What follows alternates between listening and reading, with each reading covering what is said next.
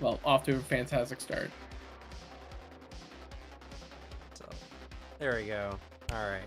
Yay, we're live. Welcome everyone to TableTalk, where we talk all things tabletop. I'm your host, the Bella Gamer, with my co-host here, Glue Boy.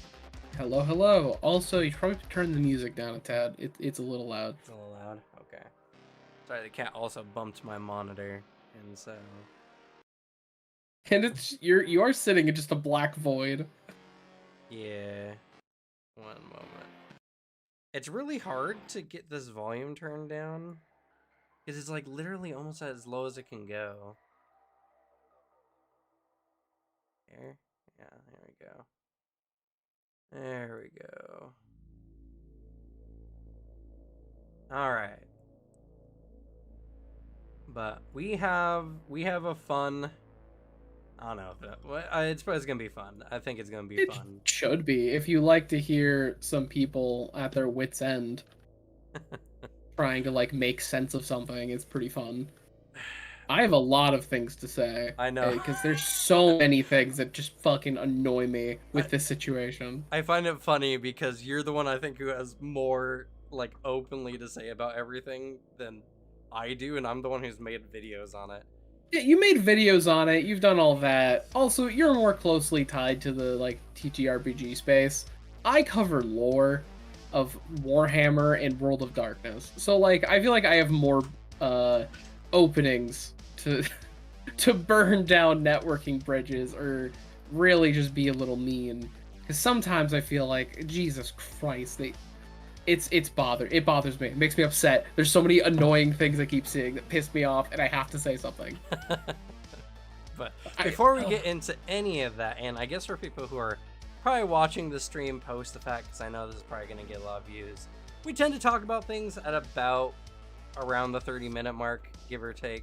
So yeah, check us out there, and we'll be probably talking about it at some point. Maybe a little sooner than that with this topic particularly.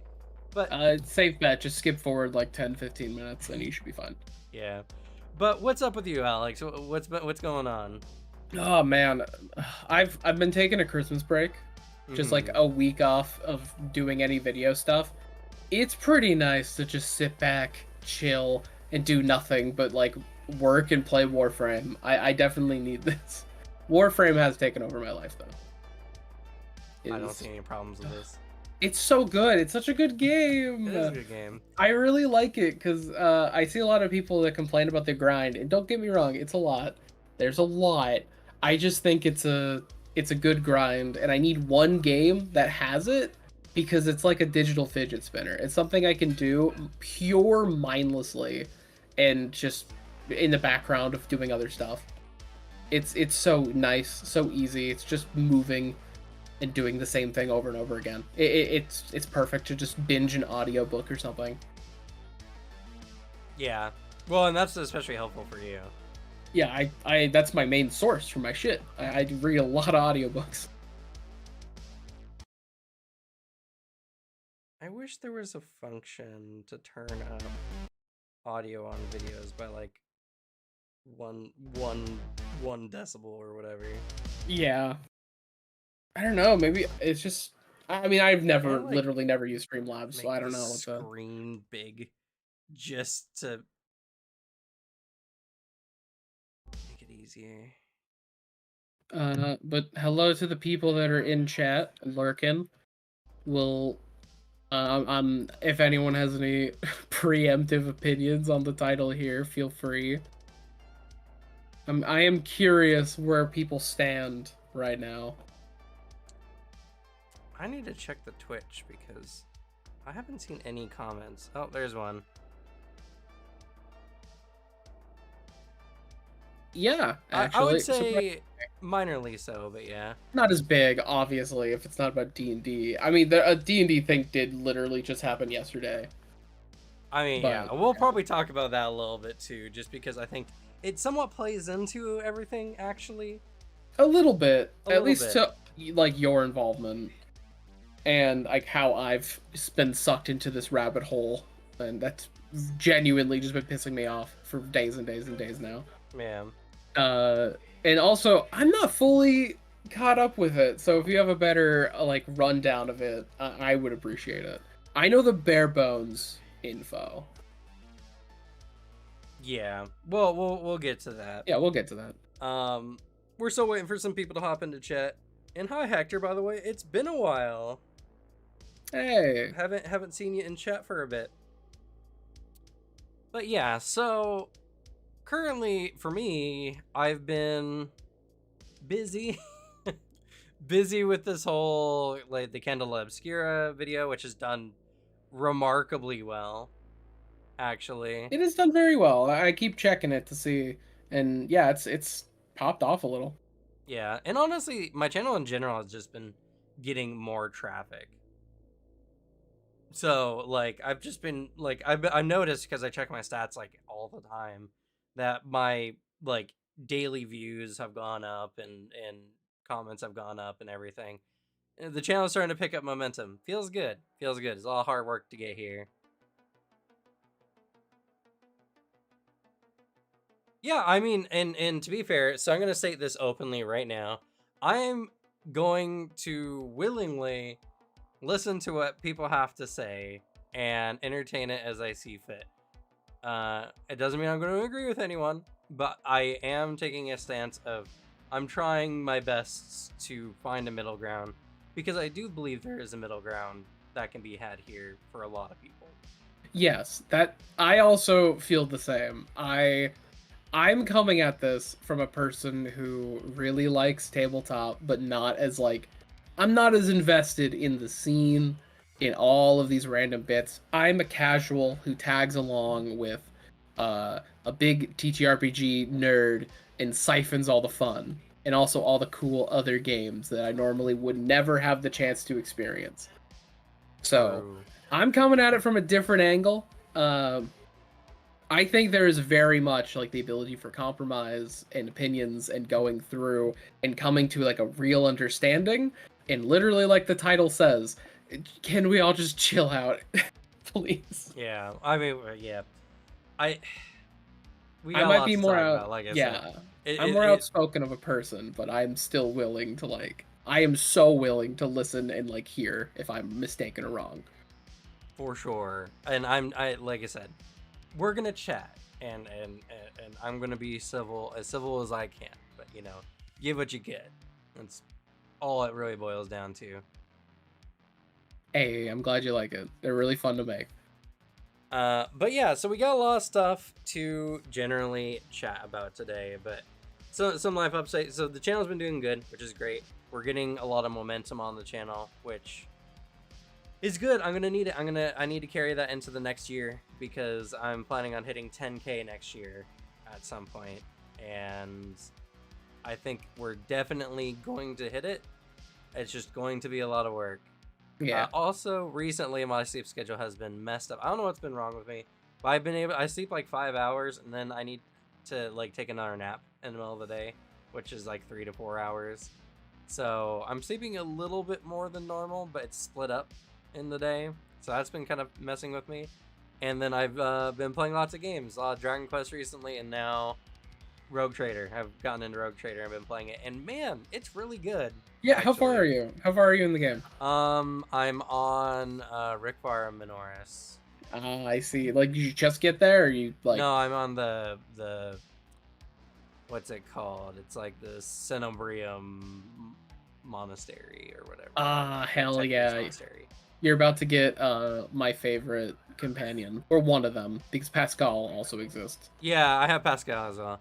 Make sure you do the big puzzle to get an absolutely dope gun reward and give it to Pascal. Oh, cool. Is that the one behind the energy barrier? It's related to it.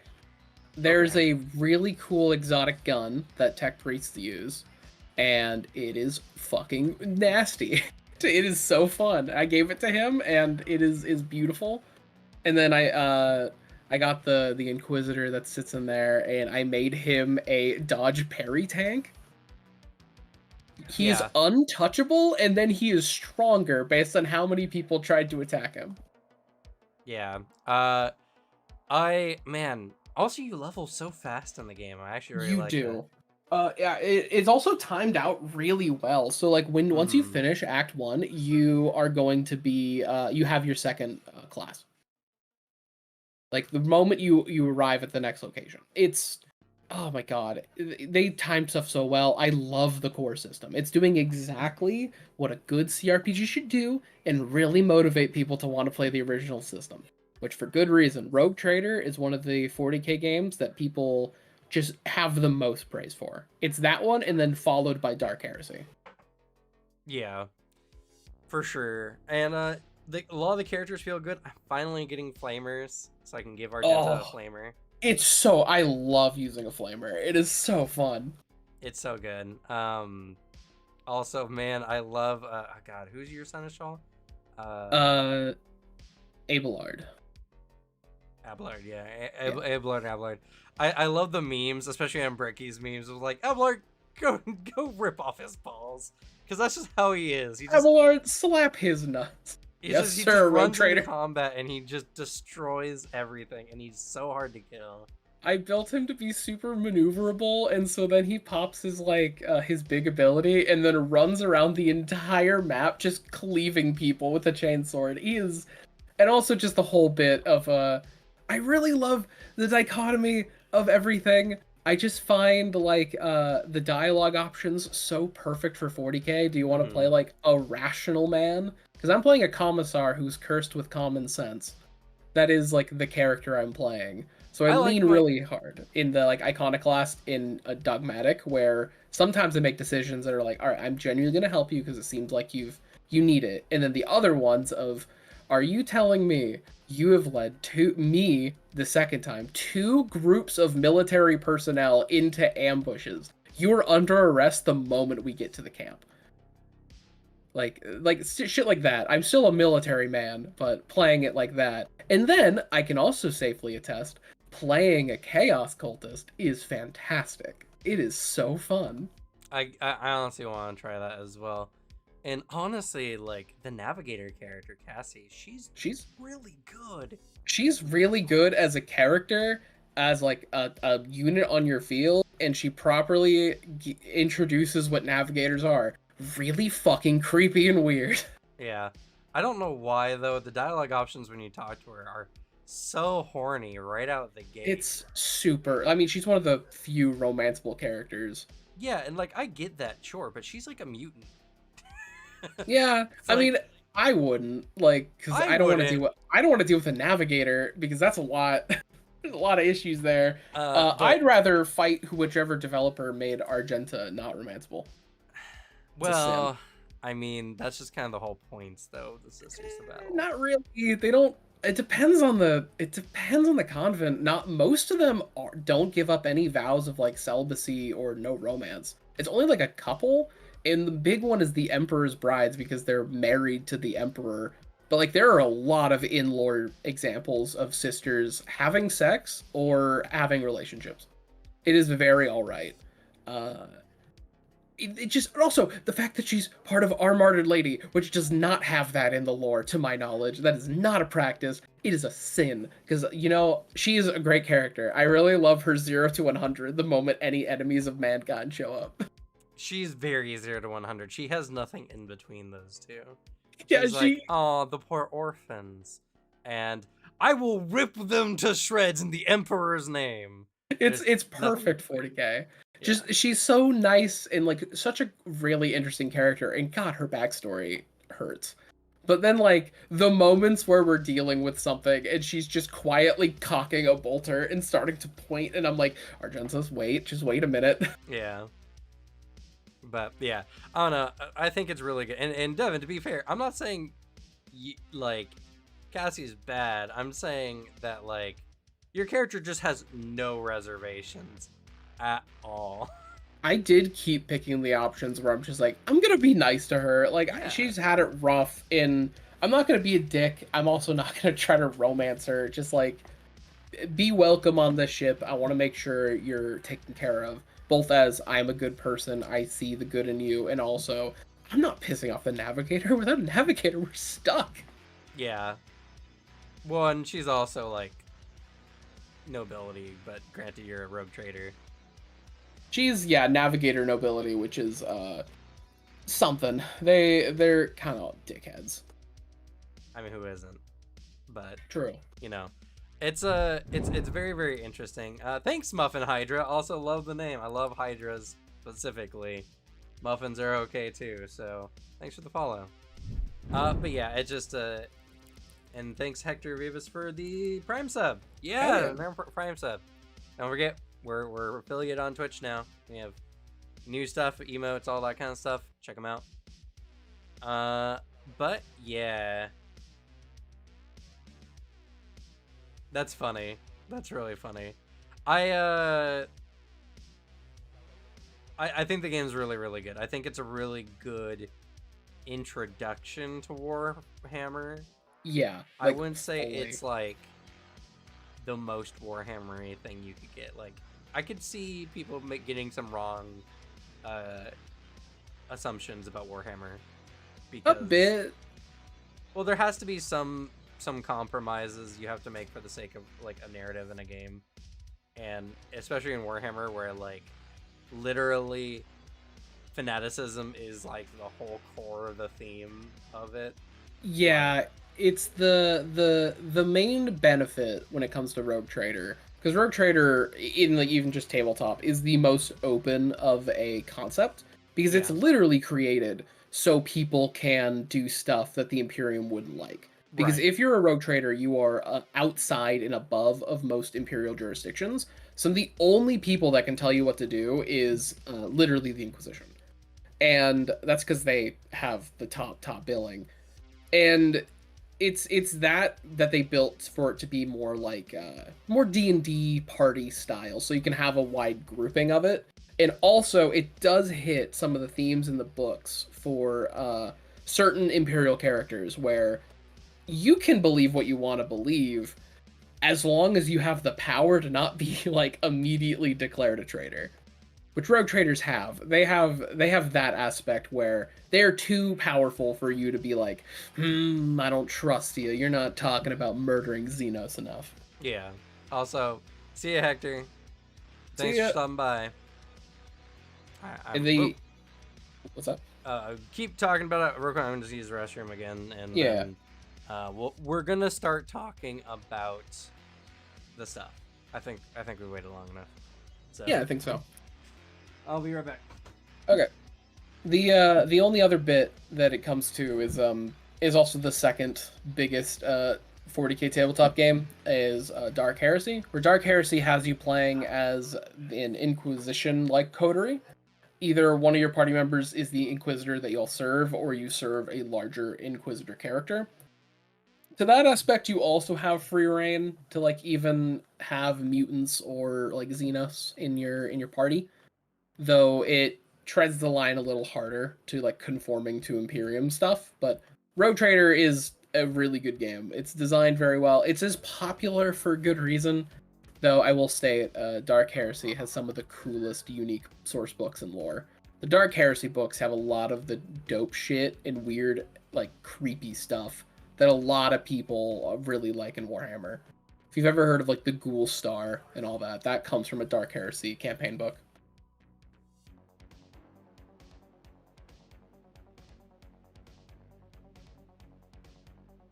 Also, yes, Muffin Hydra. I don't know if this is a comment referring to Cam or I. I know I've stated that enough. It is immensely annoying that a lot of the reviews feel like a person who came to a decision and then is approaching it while trying to like stick to that opinion. I really hate that in review content.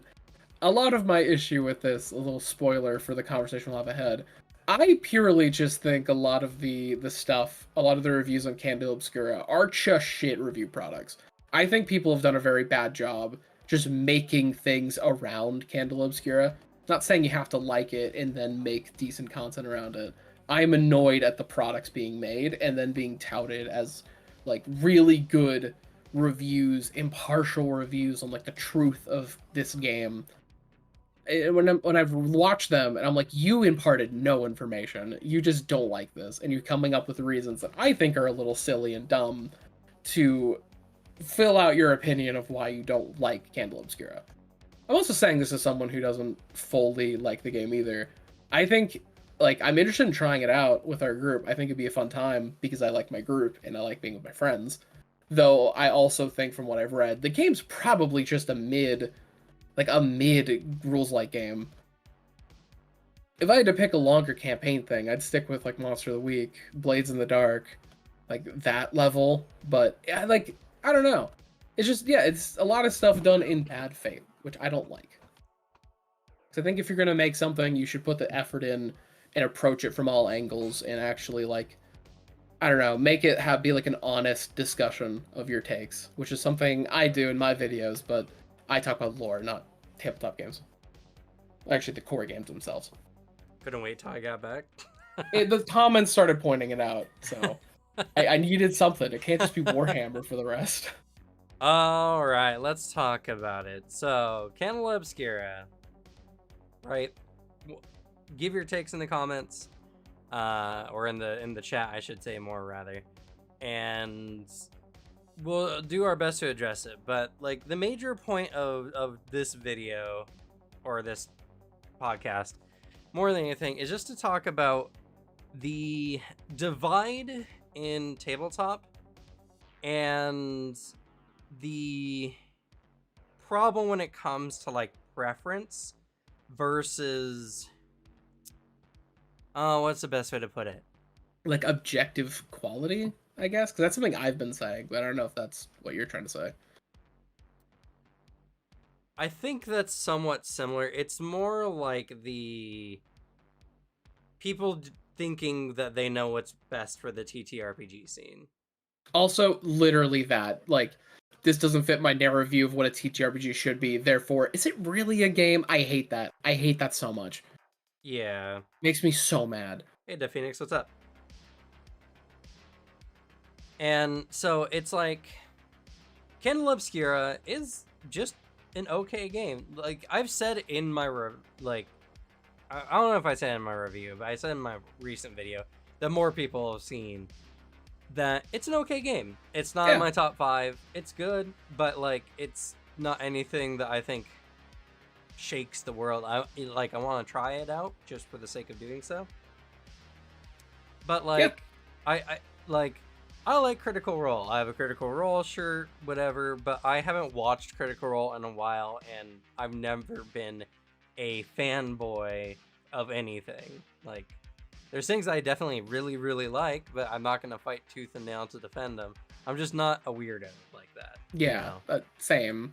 I have watched significantly less Critical Role. I still like them. I think the product they make is interesting. It's purely held back by the fact I hate actual plays. Like, just watching them is really hard for me unless it's very specific and very high quality. Like, to my specific want of high quality. So, like, I'm also not a Critical Role defender here. I just purely think that people are being weird and annoying about the game. And for a game, when I'm looking at it, I'm like, this just seems pretty mid. It just seems alright. It doesn't seem like amazing or dog shit. I wouldn't call it mid because I think the book actually has some decent quality to it. I mean, like the game itself, not the whole book. I think the world that they set up from the bits I know is pretty cool. It's just like the core game itself is probably just it exists. It's all right. Well, I just don't think it's anything to write home about. I count them together because it's just like anima as a system inherently is kind of like whatever. It's a D100 system.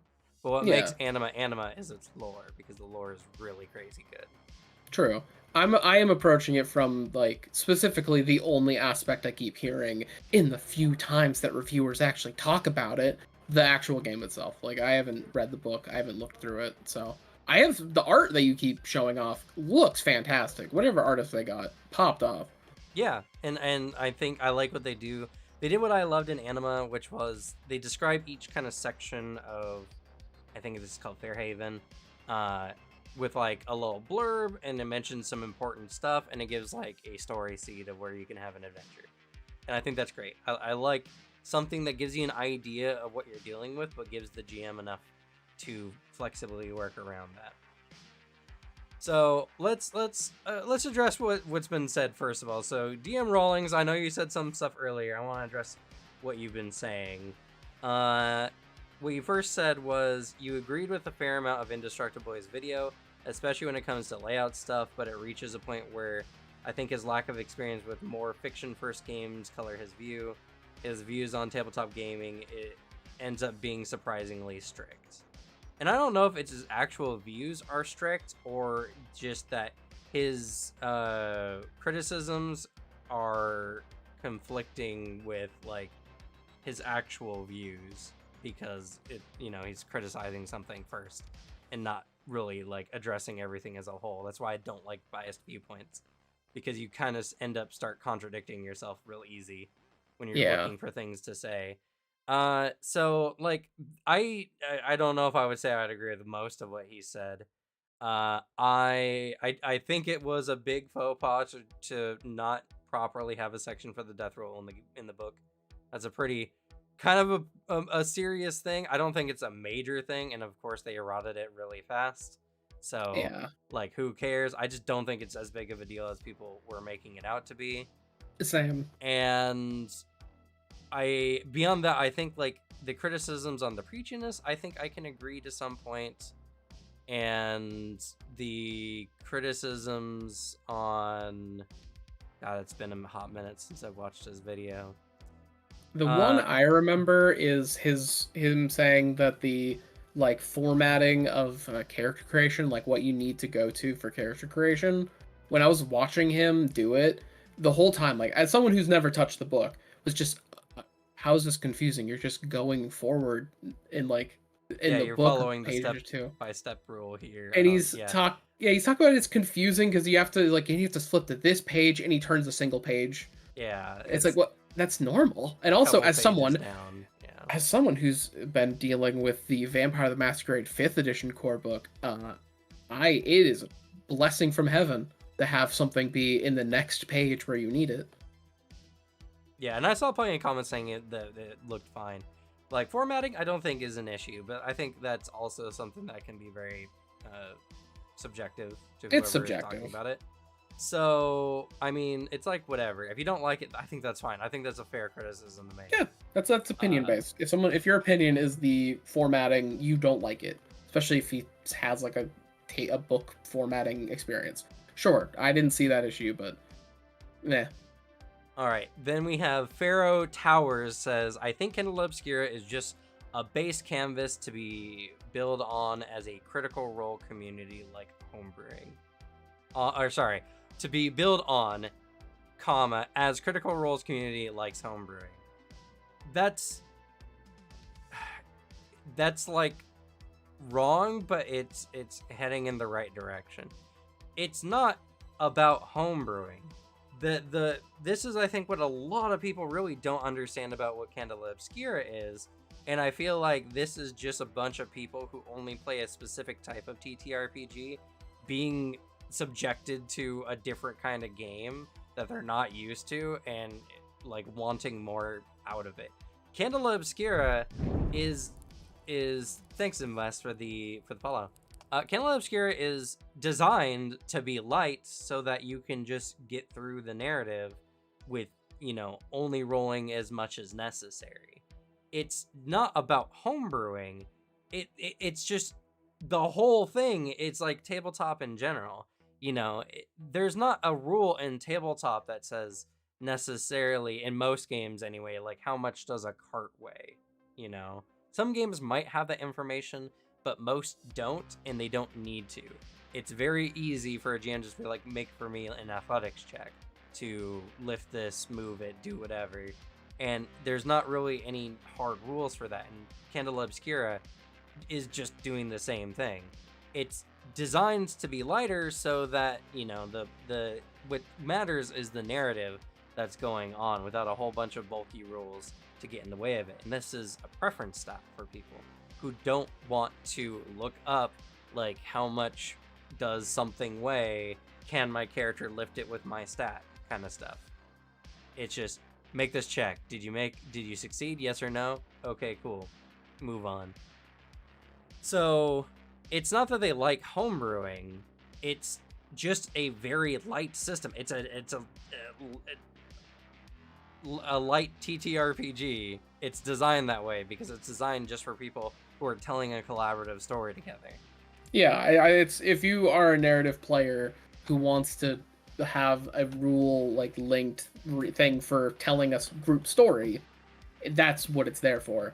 Also, thank you, DM Rawlings, for literally fucking being one of the few people to say that. Like the view on preachiness. I personally, when I saw the video, the Indestructible Boy thing, paused on the preachy stuff he was quoting.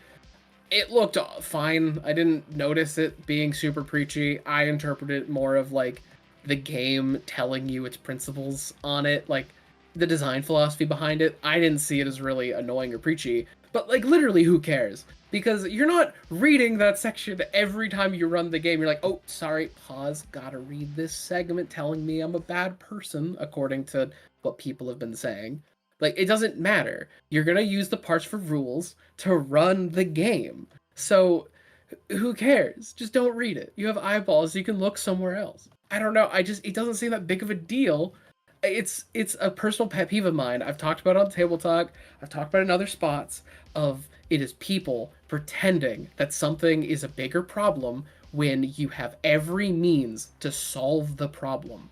You don't like a thing, just turn the page and you're fine. It's also like, yeah, the video of him was going on like him being a very like liberal person trying to go against like think that it's taking it too far, doing the wrong form of progressivism, which fair enough. I also just didn't like the whole like this is very scripted because I don't want to be attacked angle. I know he was genuinely worried about it. To me, it came across as kind of, I don't know, a little manipulative, but that's also me reading too much into it, like he was to the actual book.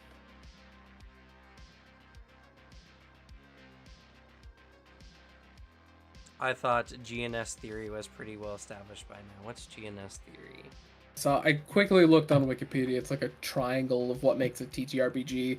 I don't know. I immediately saw it was trying to define something about like media, and I immediately went away because I hate that. I have a pet peeve about trying to put hard defining rules on art and media. It makes me upset.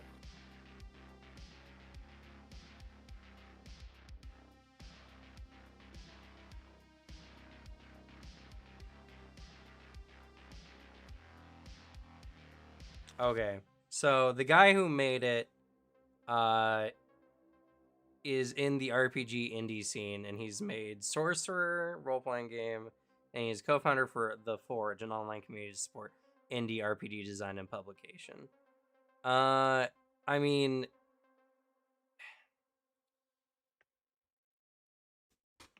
this is something that I think is just super invalid, because it's like saying, you know, it's like, where's the triangle where Minecraft and Fortnite kind of share qualities or not, or share enough qualities to both be considered good games, because they're undoubtedly good games because a lot of people play them, you know what I mean, like a large majority of people. So I don't prescribe to this, and the guy in question, I mean, like, he's got some experience in the field. I'm sure he loves tabletop, but like, why should I listen to what he says? Also, like, it's an issue. It's something it's something I've seen. It weirdly keeps popping up in this discussion and other weird bits on your channel. But it's people that come in, like, just enter the scene and be like, huh, excuse me, the thing you're playing and the thing you enjoy, it isn't adhering to this checklist, so it's not actually a game. And then they stand there all, like, superior, and it's like, okay, what does that change? I'm still having fun with this. What are you talking about? It's like, I'm enjoying it like a game, so what is actually the difference? Putting a label on stuff like that, it annoys me. I hate it. I hate it so much. I mean, I can understand like a general idea of like what makes a game, especially a TTRPG, but I feel like if a theory is exclusionary to different types of actual play, like, then it isn't an all-encompassing enough theory, you know? And like, GNS probably when it was designed was way in the infantileness of TTRPGs, and we're, you know, going into a modern era. I could see it being at least outdated. Like, if someone gets use out of reading it and then designs something cool, good on them. Uh, I just, it's the kind of thing of, I hate how a lot of that stuff ends up to like people who are not inside the industry, do not design things to have it be, here is my checklist, and if it doesn't adhere to the checklist, it's wrong. It's like it's just, it's a really dumb and bad way to view art and media. So that's immediately my pet peeve. Though at least I guess other people can get something out of it. But also, if it was like what formed in the '90s, in the '90s tabletop scene, I could see it being outdated. We've made some pretty good strides in like modern indie TTRPG stuff. Yeah. So, I mean, again, it might be interesting to look into, and I'm not trying to completely discount it, but I'm saying that I don't think it holds much relevance, especially when we're talking about modern TTRPGs, as a lot has changed. So, like, I don't think I've seen anyone else say anything. I think someone said there was a big thing of OSR. Oh no, DM Rawlings, you were saying there was the OSRE blowback was honestly unexpected. Which is very funny, considering the OSR is like trying to preserve the old style D&D.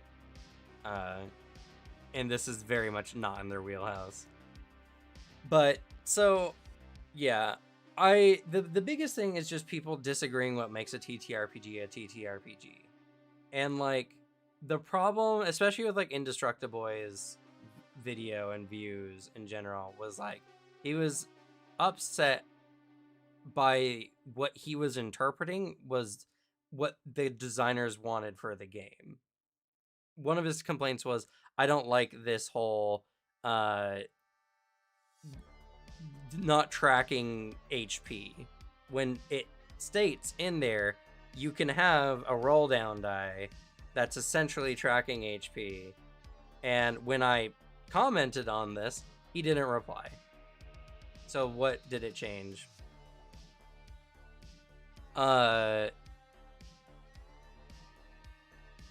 Like, it's just, there's a lot around Candela Obscura of people who are looking at it and they think the designers are flipping them the bird with every other tabletop. You know, people are getting abnormally defensive about it.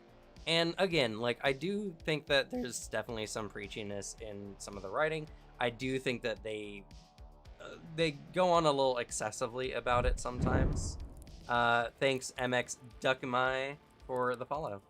But I think overall it's fine, and the book runs just fine, and the idea behind it is fine. There's a lot of people who are currently concerned that, like, oh, I don't like this idea that, like, it's not equal, that the monsters don't get to roll against the players. The monsters only deal damage when the players roll a miss. And I'm just like, well, one, players roll misses or at least partial successes more often than crit successes. So the players are just going to take damage regardless of anything. And two, this is not even the first game to do that. Especially because Blades in the Dark did this. Also, I'm about to say, like, Monster of the Week kind of does that too. Yeah, Monster of the Week is completely designed around this. Yeah, they just do something different because, like, you level up into it, but one of the things, if you crit succeed in Monster of the Week to hit something, is you can say you don't take any damage. Or even just reduce it on, like, a lower level character standpoint. But, like, I didn't hear about that. That is baffling to me. But another thing Pharaoh Tara said here, but I think Candela Obscura is a response to the D&D OGL, so the Critical Role created a new game system for third-party content without being tied to D&D systems, and it's also separate from Paizo's system. I mean, I don't know. On one part, that might be true, but on another part, the Critical Role cast, before this, have been developing games. They developed the Ukatoa board game, you know? Based on one of their adventures. Matt's been writing character classes and everything.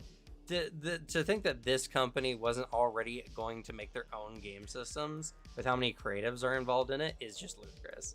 First of I all. will say, I do think that at least with the OGL business, they definitely like had Candela Obscura. Like either it was being made or like the idea was like greenlit and they were gonna go start working on it. OGL happened and then they scrambled to get something prepared so they could produce it and like show it off as marketing. Because that is what you do. That is the best marketing decision you could make. That I can 100% see. And thanks, Michael K, for the subscription on YouTube. Yeah, and I mean, like, whether they have or have not, in all honesty, Candela Obscura's game system would not have taken that much development time. It borrows pretty heavily from Blades in the Dark. It does some things differently, and I think it does the, like, its Gilded Dice system and its drive, I think, is really good and really sets it apart. And as well, I think it does have some really good ideas. I think most of the development time mostly went into the world building and crafting the book itself, organizing it and laying it out. It's just, yeah. Illuminated Worlds, the horror worlds they adapted was basically done, yeah. So, I mean, like, yeah, and there's all kinds of arguments that people have made, DM Rawlings is right, that, like, very much contradict themselves. People are like, oh, they didn't want death rules. Well, then why, when the book was released, did they have death rules in one of their introductory videos? Why was it mentioned in another section of the book? Why would you assume they didn't want death rules in it? Like, that was one of the big things I disliked about Indestructible's video in general. He just made a ton of assumptions of the writer's intent. And a lot of baseless assumptions because it was very easily disproven. And he knew before the video was made. So it was like even a text pop-up that came up correcting him, but it didn't stop. You could just edit and take that part out or refilm it. I don't know. It annoys me because you see this. It's pretty often where someone makes a giant fuck up of like a point and then they just put a little text thing, leaving the entire bad point in there, being like, oops, sorry, I'm wrong here. It doesn't take away the fact you just been talking about something that's incorrect for a few minutes. Or just made fucking baseless assumptions. Yeah, I don't know. And that's why I disliked it, personally. And not only that, but he kept saying throughout the video, it's an incomplete game, without actually telling you why. Yes. I watched the video twice. And this is the thing that blows my mind, is in the comments, I had someone saying that I couldn't understand it because they didn't agree with my view on the game. And it's like, well, first of all, I watched his video knowing that I was probably not going to disagree. I read the Polygon article knowing I wasn't going to disagree. And I even went back and lots of people in the comments recommended the Black Lodge review of the game, which we're going to talk about. And that annoyed me. I knew I wasn't going to like that one. But I will say that the Black Lodge review was actually a review in my eyes. And I completely understood what the Black Lodge review was talking about in their review. I understood their reasons and I understood their points. That's not anything you could get in the Polygon or Indestructible's review. Completely agreed. I liked that I actually went away from the video knowing something, because something that really annoyed me in the Indestructible video was the fact that, now, I'm a tabletop casual. I don't know all these games. I've played Blades in the Dark a single time in my life. And then he kept referencing some other game. The cover looked cool. I have no fucking clue what it is or what it's called. I don't remember. Voss or something? Vossen? Yeah, I have no clue what that is. Like, I've never heard of it, literally until that video. So, when the entirety of the rules is just like, it's like Blades in the Dark, or it's like Vossen. And he's like, this rule is the exact same. And I'm like, okay, what does that mean? What does that give me? There's no information there. The only way I can learn is by going out and learning this other system. It's not a point that I'm gonna like. I don't know. But the game's probably cool. I mean, the cover art seemed really dope. It's really cool. It's actually developed by a Swedish development team. Nice. Like it seems cool, and I imagine it's popular and people like it. It's just the kind of bit of it's like this game, and then there's no explanation of why. Or the one that fucking blew my mind. Oh, it's also very similar to Blades in the Dark because it's a supernatural setting where you're part of a supernatural like investigation team. That is nothing like Blades in the Dark's can't like concept. Premise, yeah. Literally nothing like it, except the fact that there's supernatural exists. A point I made in your comments of your video was it's like saying Call of Cthulhu and Monster of the Week are the same general concept because a monster shows up. Right. And it's yeah, so I mean like this is why this whole thing has been spiraling out of control, and a lot of people have been very self-righteously posting in the comments saying you don't understand, you don't do this, you don't do that, whatever. It's just like I did my review before Indestructible Boys, and I was good with Candela Obscura. I was hoping maybe I was going to check it out in the future, but whatever.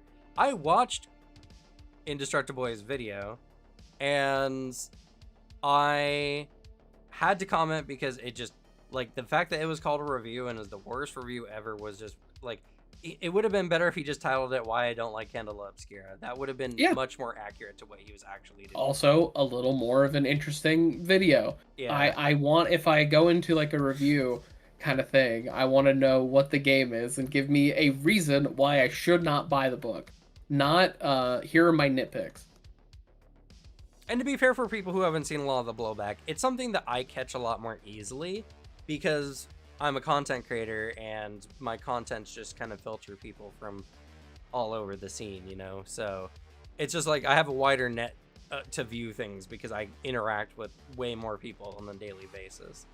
So that being the case, so I think we've more or less talked about everything about the Indestructible side of things. And the Polygon was less and more in some ways. Less because I don't know what the purpose of the piece was. It just felt like an echo of a lot of what Indestructible was saying, and who knows who wrote what first.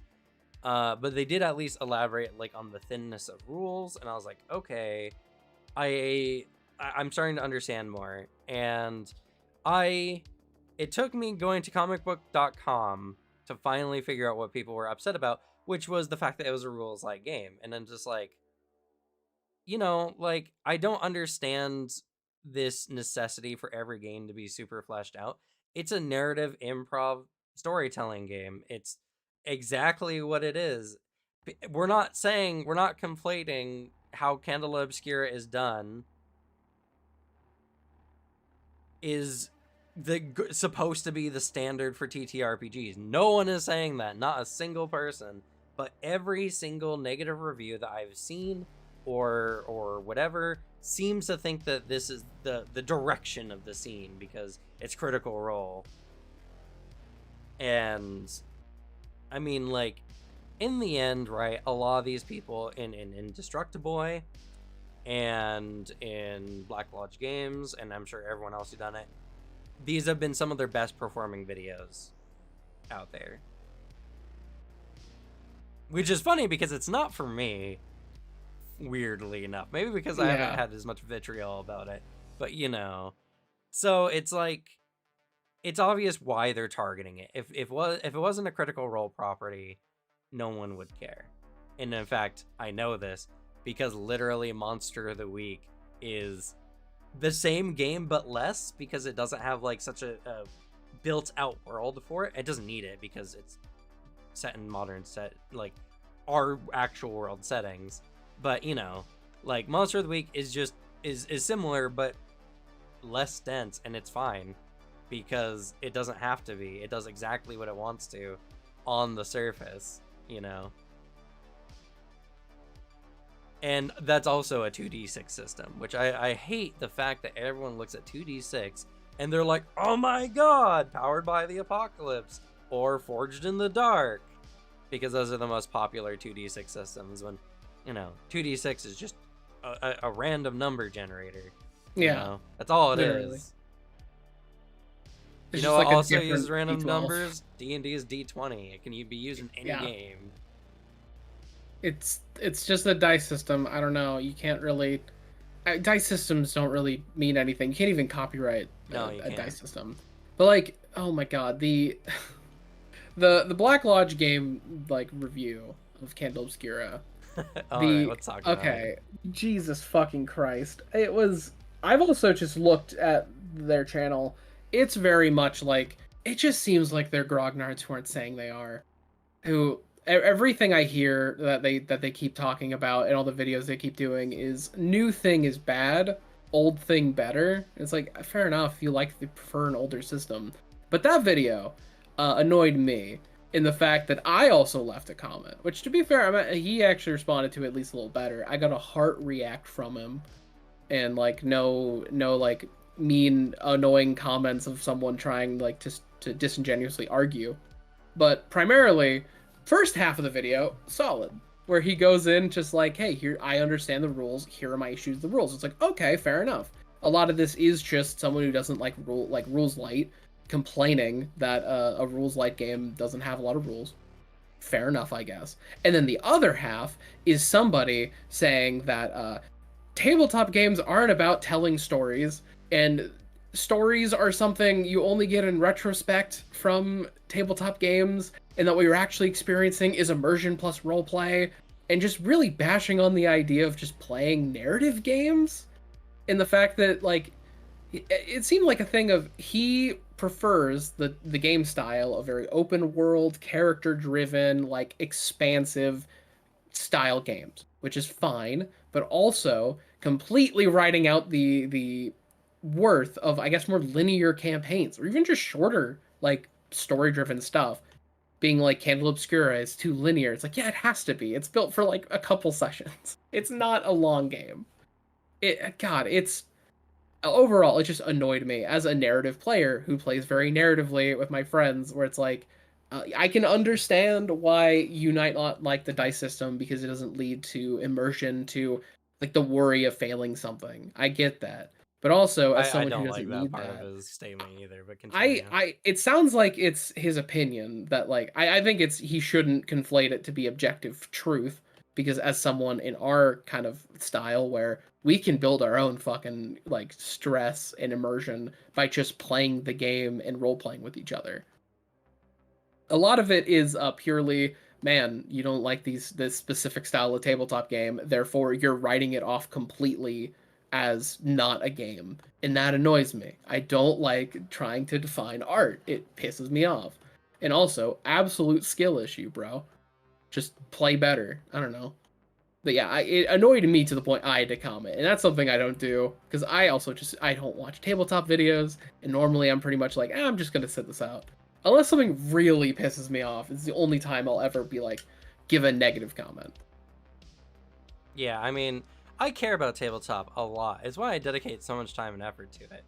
And when I see something that's just like not being fair, I have to speak up about it because in the end, tabletop is doing the best it's ever done, and the last thing it needs is toxicity, right? So, Indestructible kind of toxicity comes from this idea of we don't want game developers telling us how to play our games, which is a stance that's fair, but also purely based on your impression of what someone else is saying. Yeah. And in an indirect way, because it's through your interpretation of what's written. Black Lodge Gaming, on the other hand, is almost exactly the opposite of that. We don't like how the TTRPG scene is because there's not enough games like the ones we like to play. So we need to be the ones on the front line to fight the woke games, the bad games, so that TTRPGs are better. Because they genuinely believe that TTRPGs, that people will enjoy games more if it's their style of game. Yeah. Which it's taking is it from the different angle, like but reaching the same point. Indestructible, I found frustrating, not from his video, but from how he and I interacted. But from Black Lodge Gaming, I don't even want to interact with them, just purely from the fact that, like, the guy understood how the game worked. It was like the first part of the video was actually like a review, and I will still say that Black Lodge Gaming's review was a better review in general. Yes. And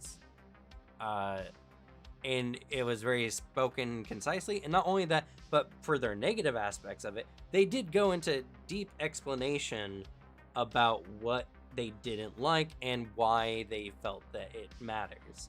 And that was really clean and clear. And that's something that's great communication. That's something that you should feel like, oh, I should be easy to talk to this person. But then the whole premise of the second half of the video, and then on a live, like a podcast that they did after the fact, where they were super stoked that they got a video that actually did like over 10K views or whatever. They're like, yeah, so they literally said they don't like the idea of let everyone have fun in their own way. They don't like the idea of don't yuck someone else's yum. That they're gonna hold no quarter, give no like contrition, that their way is the only way, because they feel like there's too many woke bad games out there right now that if they don't fight this hard, their way of gaming, I guess, is gonna die or something. I don't know. I'm wondering then, because they have that opinion, but then didn't say anything. I mean, obviously they don't have to respond. They if they even like read the whole thing, maybe they just stopped when I stopped complimenting the fact that they actually gave a review. But the whole point of the comment I left was like there's the point of tabletop is to have fun at your table. That is the point of it. The point isn't like whatever you're trying to make up about like it has to be my way of play. And so like that's my central point, but it sounds like they directly disagree with like it just at the table should be having fun at whatever game they're doing. That's what matters. You're playing a game with your friends. If you hate the game like that you're at the table of, like you're that it's not doing a good job. That table's not working. Change it. So, yeah, and so something you said earlier about how like the fun and the actual like immersiveness is the lack of knowledge of success of like what you can do. That's actually completely not true, that games like Candela, Obscura, or Monster of the Week don't have that element. The like not knowing how important a role is or how failure is. And he mostly quoted the rule of like the GM needs to explain to you what the possible outcomes of a failure on the check is. And the thing is, that's something that gets done even in normal like D&D Pathfinder stuff like that. It's like, and sometimes it just needs to go without being said. It's like, I'm sneaking by the guards. So what happens when you fail the check?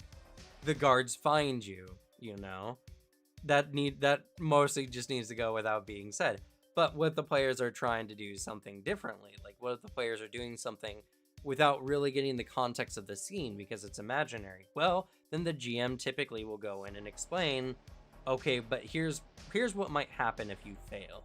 So please consider before you make a roll, because the players might not know. That's a very common thing.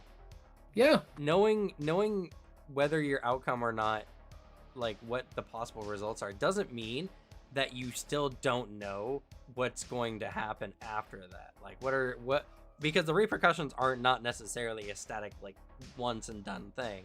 It's something that goes on beyond that. Like, it's like you see a beam in front of you. You can bounce across it if you make this kind of check. But if you fail, you're going to fall into the pit. And it's like, okay, so you go in, you do it, you fall into the pit, and you're like, ah. It's like, well, you're not dead, but you are now surrounded by poisonous snakes. It's like,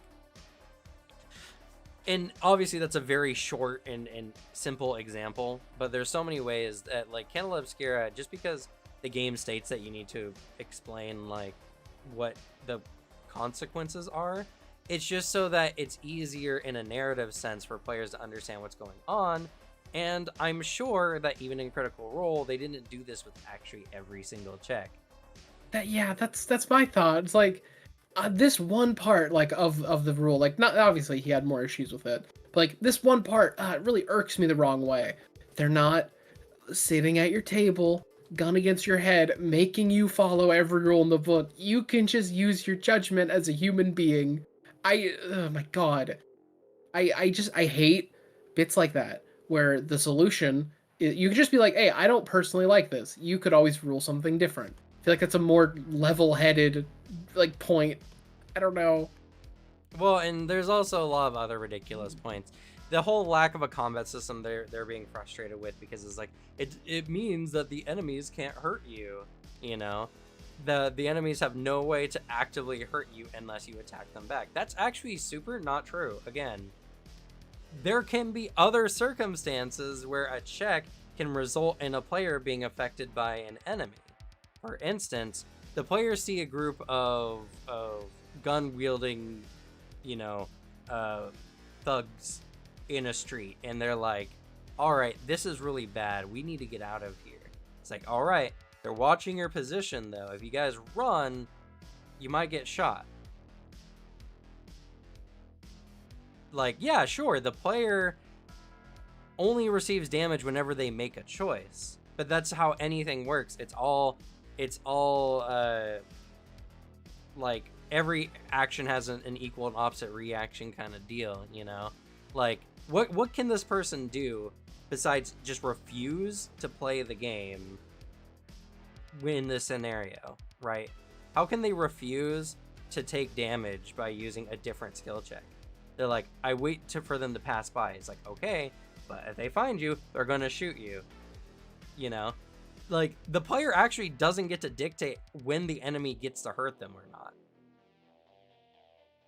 So what's the difference? That the enemy doesn't get to roll. Yeah.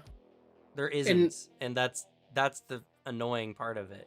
Is and the reason why, like, this particularly sticks out to me, and by the way, howdy, Zachary Rogers, nice for you to join us. The reason why this particularly frustrates me is it's such a closed-minded idea of people who just don't understand actually how TTRPGs work, because this is the same situation in literally any other TTRPG. They're just upset that the enemy doesn't make attack rolls against them for some reason. You know what I mean? It's instead, you know, damage can lead from a consequence. Just they can't actively ambush a player or something. I don't know. And yeah, also like in this situation, that they can still get hurt from actions. Just give them like, hey, what's your method of reducing damage or not getting hurt? And in the failure state, oh, you get hurt. Whoa. Yeah, I mean, it's like his viewpoint on this is like, because everything, like, players are the only ones who roll the dice, that means that the world doesn't have the power to interact with them.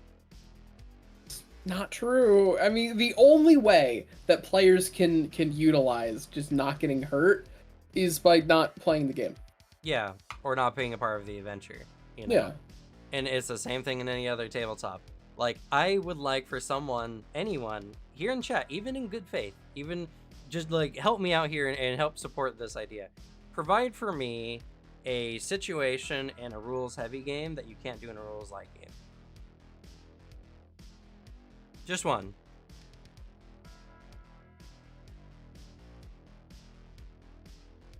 And Zachary Rogers saying, I'm personally not a fan of mixed successes at all. That was like the biggest turnoff. You know what? Kind of me too. Honestly, we've been playing Monster of the Week, and one of my kind of complaints about it early on was combat felt excessively punishing, because there was you had to roll insanely good to outplay an enemy in combat, and enemies with their damage potential just super outweighed players more often than not.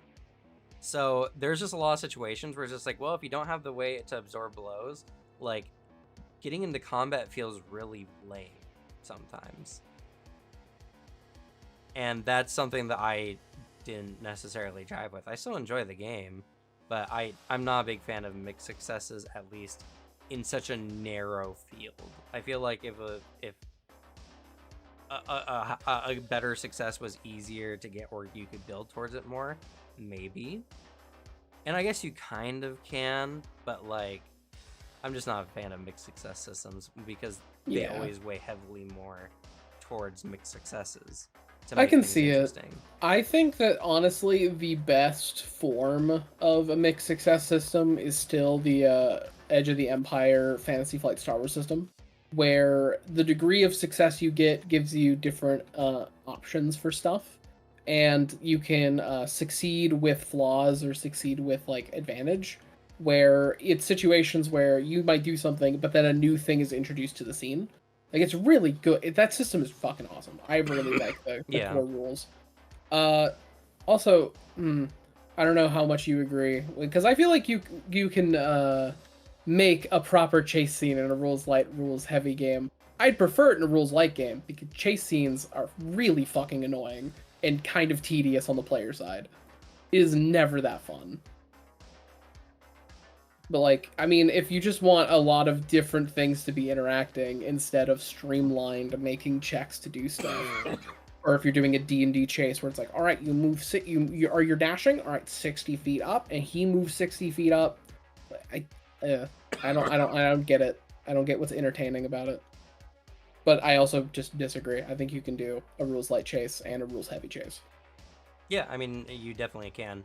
I mean, I've done them before for you guys. Yeah. You know, and I think everyone here is running into a roadblock because no one's giving me an actual situation as to what can happen in a rules heavy that does happen in a rules light.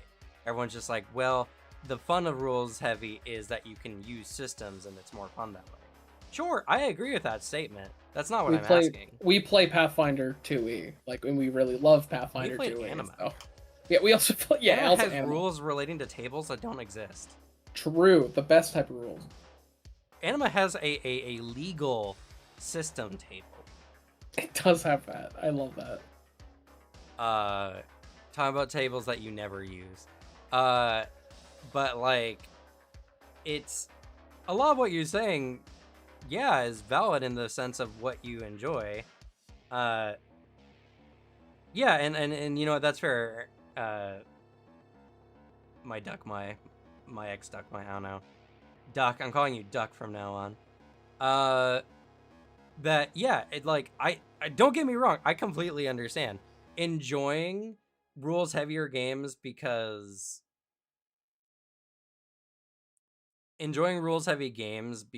you find that more fun and engaging, I think is very valid. Do rules light games have proper tactical combat? Again, that's not necessarily what I'm asking here. I'm saying what kind of situation, what kind of scenario can you have? Because can you have a tactical combat in a rules light game? Yeah, you can actually. You can do things in actually very unique ways because you can actually allocate things like damage or whatever to non-damage related roles. True. And also you can make very tactical decisions, but then the key difference is, are you following the checklist that the book says yes or no to, or are you doing something tactical and the DM's like, ah, hell yeah, okay, here's what happens. It's like that kind of the difference there. You can, it's just, it's going to play out differently mechanically. Yeah. And, like, again, a tactical game, I think it's very fair to say I don't like rules games because they're not tactical enough for me, and I enjoy the combat. Yeah, totally, I agree, actually. 100%. That's not what we're talking about here. That's, again, a preference thing and not a limitation of the system kind of thing.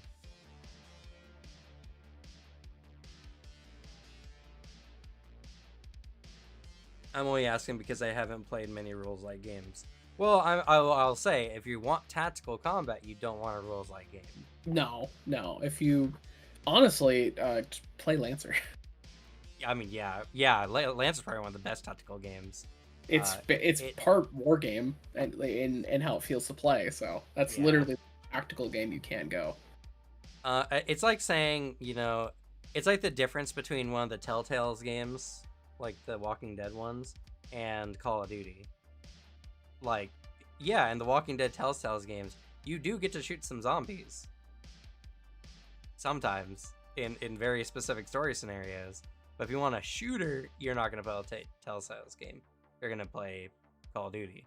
So inversely, if you want a very rich narrative heavy game where you can build an empathy with characters, you're going to play the Telltale's game rather than Call of Duty. And I'm not saying that that is 100% one for one. Obviously, you can have a deep narrative in both a rules light and a rules heavy game. I'm just saying that as an example, they both offer different things. Combat in a rules light game takes 15 minutes at most. Combat in a rules heavy game probably takes an hour. Or longer.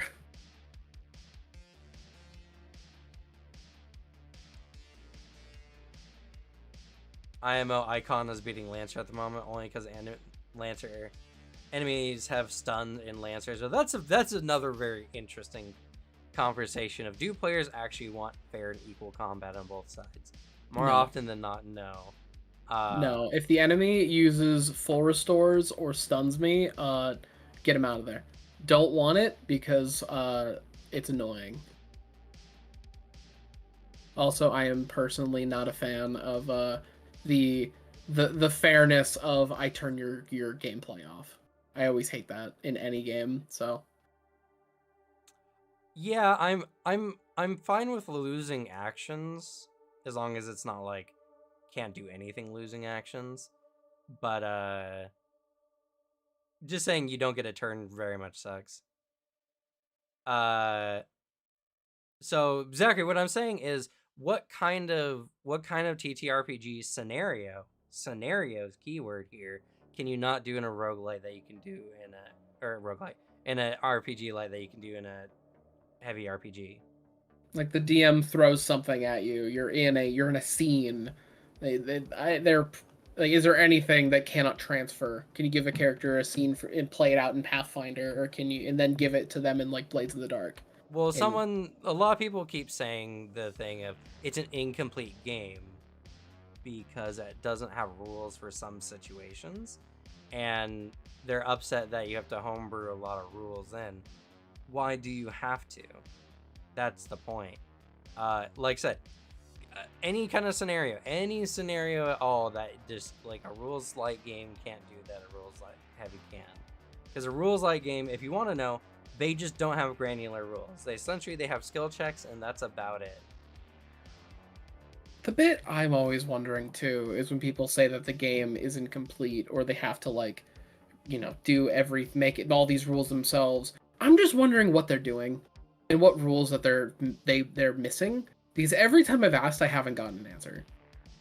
Like, I just want an answer of like what rules are missing, so I know. Because also, if it's like, yeah, this rule's missing, it's like, well, does the book really mean you need to do it that way? Can you just make that a skill check, or do you have to? Did you just force mechanical like complication into a game that's not really the main detail of?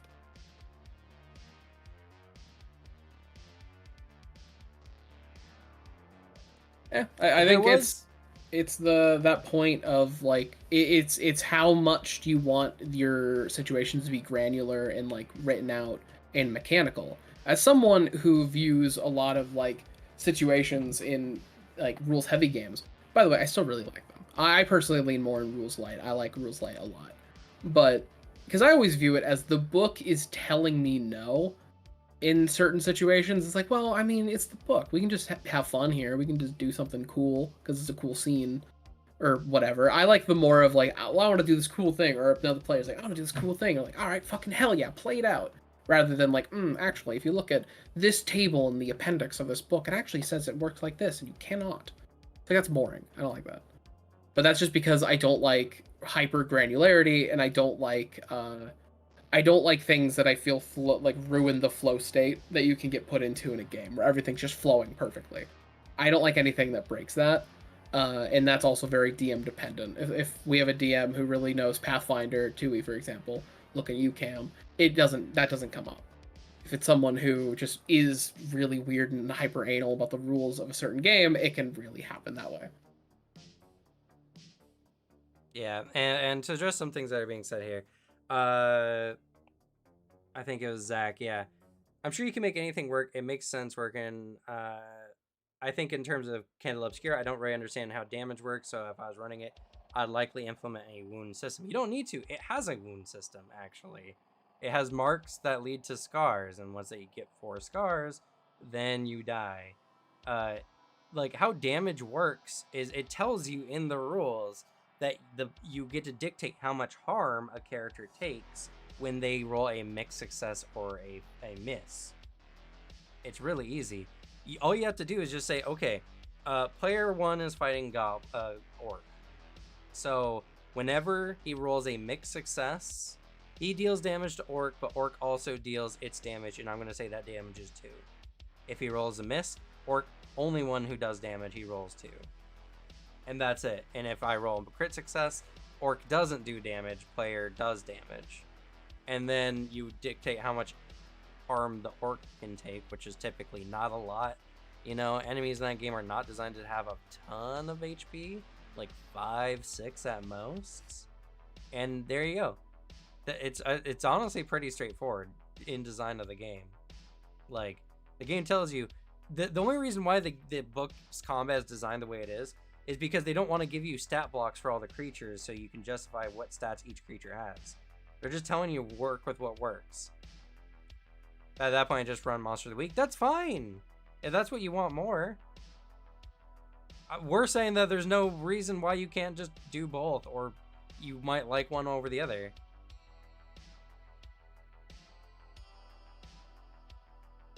And Duck also made a good point here. Maybe assuming too much here, but it feels like so many people's problems are coming from more simulationists.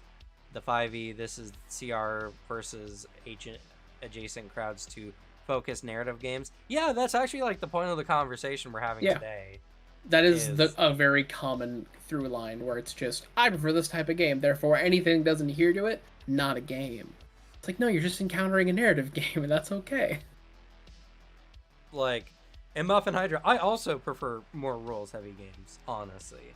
I like a game that has a lot more chunk to it, because I genuinely love finding, like, it's something that I'm sad that they removed from Pathfinder, but I liked Pathfinder's pocket rules, because it made certain kind of items very useful. The sleeves of storage were very cool, because they were essentially bigger pockets that you could pull a bigger item out of, since your pockets in Pathfinder couldn't take large objects, you know, bulk 1 or bigger, you know.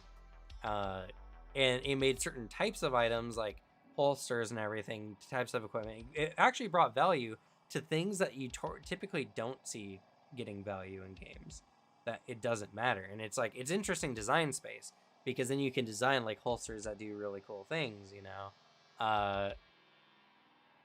But, you know, that's obviously my personal preference, and they removed it. And guess what? We still have tons of fun with Pathfinder. Who knew? Yeah. I'm happier with what that decision, because I think the pocket and bag rules in Pathfinder are annoying, because I don't like being restricted in that way. I find it just frustrating. But I understand why people prefer certain more crunchy games. I like them a lot too. I like Pathfinder, I like Lancer. They're two of my favorite tabletop games I like out today. They're fantastic and a great time. I just really like more narrative free flow stuff, which is, yeah, everyone's got preferences. And also, I thank you, DM Rawlings. You were going to literally ask my exact same question. I don't see the difference between the DM saying how much damage you take and the book saying how much damage you take. There is no difference there. Well, I got a better counterpoint to this in general. So for those who might have missed it because the chat was kind of flying by, Zachary Rogers says, how is the damage we were talking about the earlier scenario determined? It sounds like a damage totally up to the GM, which doesn't feel very satisfying. What if your GM homebrews a monster? What's the difference between a homebrew monster in this scenario? Because in that situation, doesn't the GM get to decide the damage? Yeah, I mean, they literally made it and are running it. And then also, they are in better position. Like, GMs are just in good positions to give out that damage. They know what's happening at the table. They know what would make the most narrative tension.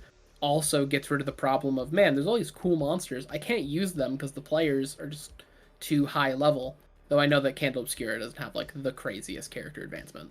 Yeah. But still, the general point of, like, because there's no, like, hard, like, stat blocks for every creature, it sounds like you can use them a lot more freely in Candela Obscura, which is the point. Yeah, and then, like, don't get me wrong, I understand people wanting guidance on things, and it actually does provide some guidance in the book. It says, you know, your monsters typically don't have that much health because the whole point is to get through combat quickly. So, you know, if it's riffraff, they go down in a single hit. You know, if it's something bigger, 2-3 hits. If it's something truly massive, you know, then you can use like a countdown die or whatever.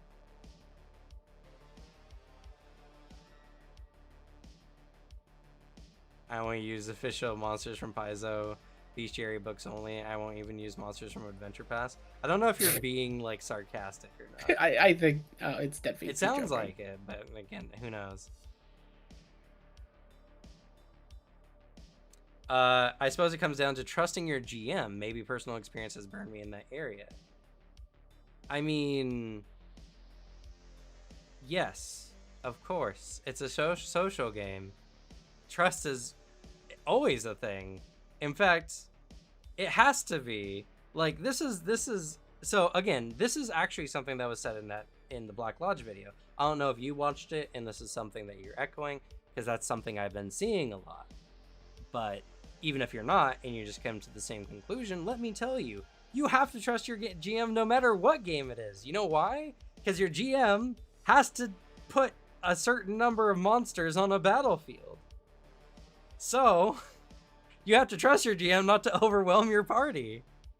In a rules-heavy game, you actually need more trust. Trust that the GM doesn't fuck up the math. Or they're not going to purposefully run the most brutal combo shit because they know every part of the game. They're like, it's tactical, it's tough combat, and it's like, oh, they're abusing every single like rules interaction they know about that the players might not. There's a lot of avenues of like bad trust, and hey, if your experience is GMs you can't trust, that sucks. I'm very sorry that is a consistent experience from what you're saying. I hope you can find a GM that you can actually trust, and you should. That a table should have that relationship, and those tables that don't give that are not worth being part of. And I mean, you can make arguments like, okay, but what about game balance? Like, what about the systems like Pathfinder, for instance, that has a calculator for creating encounters, you know, using so much XP based on the creatures you're fighting? Like, doesn't that make things more fair? And it's like, well, it depends. Is your GM personally choosing monsters that play against your party strengths, for instance? Are you set in a disadvantageous battlefield that doesn't have hazards or anything, so it doesn't fuck with the map? You know, like, there's so many different ways that this can be done. There could also be monsters acting uncharacteristically, or at least what you guys interpret as uncharacteristically. I mean, in the end, any game doesn't matter. Any game that has a GM of any variety requires trusts in general. Yeah, actually, and trust has to be table wide. It's not even GM versus players. More often than not, I've seen players fuck things up for other players. So, you know, it kind of pushed me into being a GM, to be honest. Yeah, and hopefully this video or this podcast will give you lessons on what to do, you know, because I've been GMing for 20 plus years at this point. And I can tell you that what people think is accomplished by granular rules or like what they view as fair, like enemies being able to do things against the players that the players can do to them or whatever, it's not as black and white as that. You know what I mean? Because inherently, unless you're fighting like, unless you're a D&D party that constantly fights other D&D parties in different combinations, it's not fair, because you and the monsters typically don't have the same amount of abilities or even agency, really. I mean, even if it was the GM at their best tactically trying to kill the party, you know what? The GM has to manage so many pieces that they have to split up their attention. That's something that the players can utilize and use against them. there's not a single scenario that is inherently even in any TTRPG scenario at all. It's impossible. The only thing you can do is get it as close to 0 as possible. That's why in my many years of being a GM, I actually have very few player deaths. It's mostly due to my knowledge of my players and what they're capable of, and me setting up encounters to challenge but not overtake them. And I still have had players die.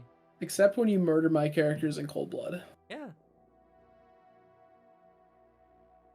It's true. I have one all character. my characters. I have so many. It wasn't. 3. It was only one. No. Who was the other Killed one? Hiram at the end of the campaign.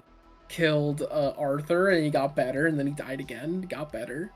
Killed Sebastian, but he got better. But I didn't even kill Sebastian. It was another player. Yeah, but you set it up, so you're kind of responsible. No, I'm sorry. You orchestrated the situation. Just because you're the puppet master still means you have responsibility for the puppet.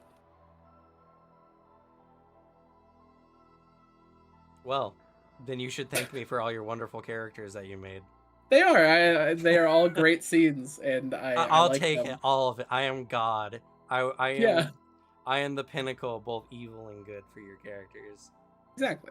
So but you have murdered I'm them. the winner as long as it's mostly good, which they always are. So yeah, it's never a bad experience. I've never been actually upset or annoyed that they died. Yeah, the whole thing with character death being so integral to a lot of like people like that, it baffles me, and it's weird because I don't know, hot take, I don't think death is that important in tabletop. Because like whenever I hear the thing of it gives real like I get real responsibilities, real like what am I thinking of? Consequences, like that kind of thing. When I think of every tough video game I've ever played, all the brutal like games and stuff, where it's like I just respawn, bro. Unless I'm playing a permadeath thing. I don't know. Like I don't think it's as integral as people want. And I think it was something we talked about in an older table talk, but there's a lot of value in a session 0 being like, hey guys, what do you want this game's relationship with death to be? Do you want death to like be, you know, typical tabletop thing, or do you want like a limited respawn thing? What do you want? I think it's a worthwhile like conversation to have, but I just don't think you need death for a game to be good. I don't know, man. Like I think it can work and it can operate fine. It's the fact of people who are declaring it to be like a pillar that needs to stay in place. I just don't agree. Well, okay, so this is my biggest point against death in gaming in general. Is your game only considered good if a player dies? Yeah, that's very true.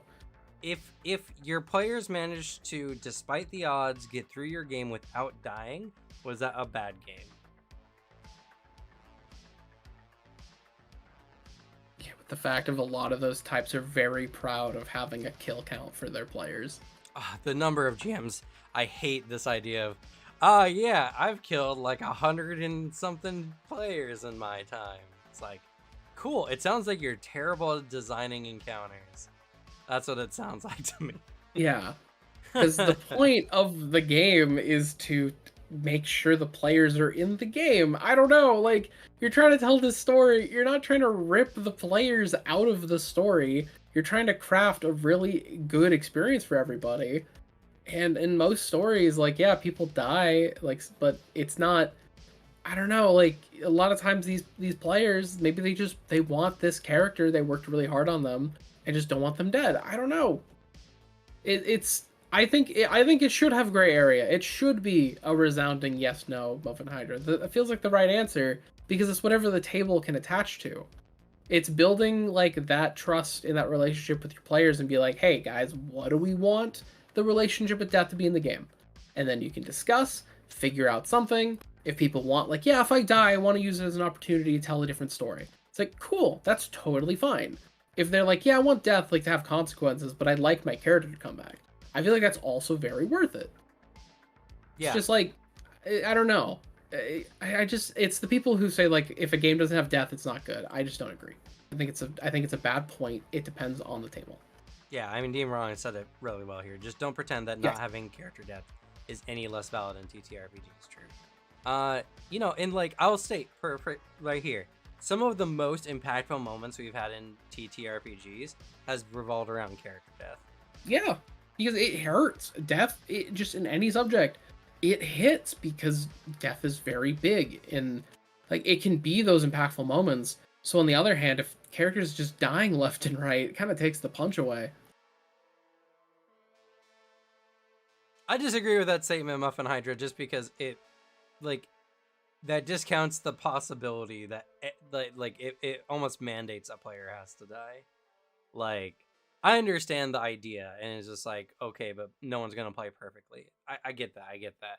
It's more of just like, but what if they do? Like, what if it's just crazy, like crazy good luck, or the players just played immaculately? You know? Yeah, the dice will decide that story at that point. But I do think if you make that decision at the table, hey guys, we're gonna do a very brutal, very punishing like game using like Curse of Strahd or other dark like adventure path, and then you go through it and everyone survives. Holy shit, what a success story!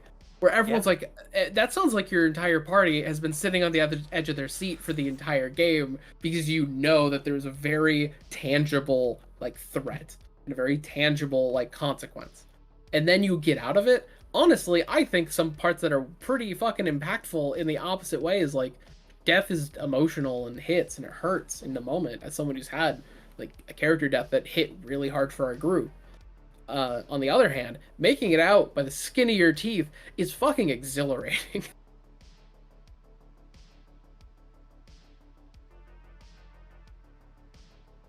Well, I also said, what if their players played immaculately and, you know, like, just played really, really well? So that doesn't necessarily discount. I'm just saying that, like, death isn't, I think, a valid enjoyment factor in a game. You know what I mean? Like, the whole point of death and why people always talk about it is they want their players to have consequence. Consequence can be a lot of things. Players not getting what they want typically. It honestly is the core of the whole issue. Like, a player wanting to die in a specific way, dying is actually not even like a valid form of what these people would say consequence or character death, because it's like someone who's trying to get punished, right? Like, it's no longer punishment. It's no longer a consequence if it's planned. It's another bit like specifically on that point. I don't like players like that. It really bothers me as like my style of I'm telling a story. The characters you start with are going to end up somewhere different, like that whole thing. And for a lot of players who ascribe to that idea, you know, death is that integral, like the OSR types. A lot of times, a character dying kind of just sounds like a thumbs up to play a different build. Like that's all it really accounts to. When instead you could just like ask your DM, "Hey DM, I'm not really jiving with this character. Can I switch?" Which like legitimately there is zero difference between that in like the outcome. The difference is you wanted your character to die because that's the only way you feel like socially you can get around it. I don't know. It feels like an arbitrary thing of it has to be here because it's always been like this, and it gives me an excuse to make a character respec or like a new build. Yeah. So I think what this all more or less boils down to is people have different values and things. People value death higher than others, and thus want it as like a consequence. And like I think it's very legitimate to have stakes in a difficult game. I think pursuing a game that you know is difficult, that you know that there's a good chance that your character might die, is valuable. I also think it's valuable for people who don't want that to get a game that doesn't play that way. You know, and it doesn't seem like anyone here in the comments disagrees, right? Everyone seems pretty reasonable and pretty rational here. I'm kind of sad we didn't get more contrarians, I guess, or more people to just disagree so we could actually like find out what people want. I mean, there's this whole conversation is just, again, the very core of what we've been talking about this whole time. What people like, and should they be allowed to play it? And from here, us at Bad Luck Gamer, we're the, we are BLG. We are the real BLG. Yeah, their acronym was like, that hurt when I saw that.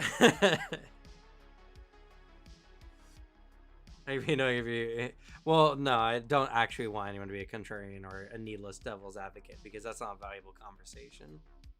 That's just a trial in futility, What I'm honestly saying is, I just like a lot of arguments that these people make. Just, they're very baseless. They're very ungrounded, because the points they think they're making are actually very much not true. They view these kind of outcomes or results as very, like, you can't do this in light games, and it's like, well, actually you can, and I think that them valuing more intense mechanics is valid. I think people who wants to play a as close to a perfect simulation as possible, I think, is valid. But that's the thing, is what they are after is just not what other people are after in the scene. And these people who want these simulation type games feel like the advent of all these narrative heavy games is somehow taking from their space. Nothing is. And obviously,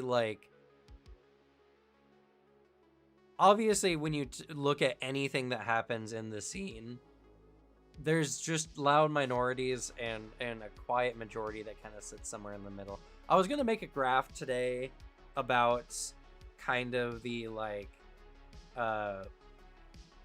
left wing and right wing of tabletop games, and their boxes, and then there's a big box in the middle of people who just like everything no matter what. There's games I like that are gritty, dark, kind of fucked up, and there are games I like that are much cleaner and safer and more easy to get into. I'm not someone who shies away from looking at the dark sides of humanity, and I think there's a lot of value in exploring that space. But I also am not put off by games that are under much safer premises, because you can just still have fun, Yeah. Paranoia Agent, or not Paranoia Agent, that's an anime. Paranoia is a really fun game, because it's all about communism and this wacky bunker base of people who are clones of clones of clones, and some have mutations and some don't, and you get prejudiced against for having mutations. Unless you have a badge that says it's okay, then you can't prejudice against them. And people wear different color suits, and if your color is higher on the light spectrum, you actually have more authority over someone lesser than you, and you can kill them, and no one cares. But if you kill someone of a higher color spectrum, then you die several times sometimes. It's a really silly game, but it's kind of safer in a way that it's a system that almost has no consequence, because everything is just kind of crazy. Everyone can just be cloned, and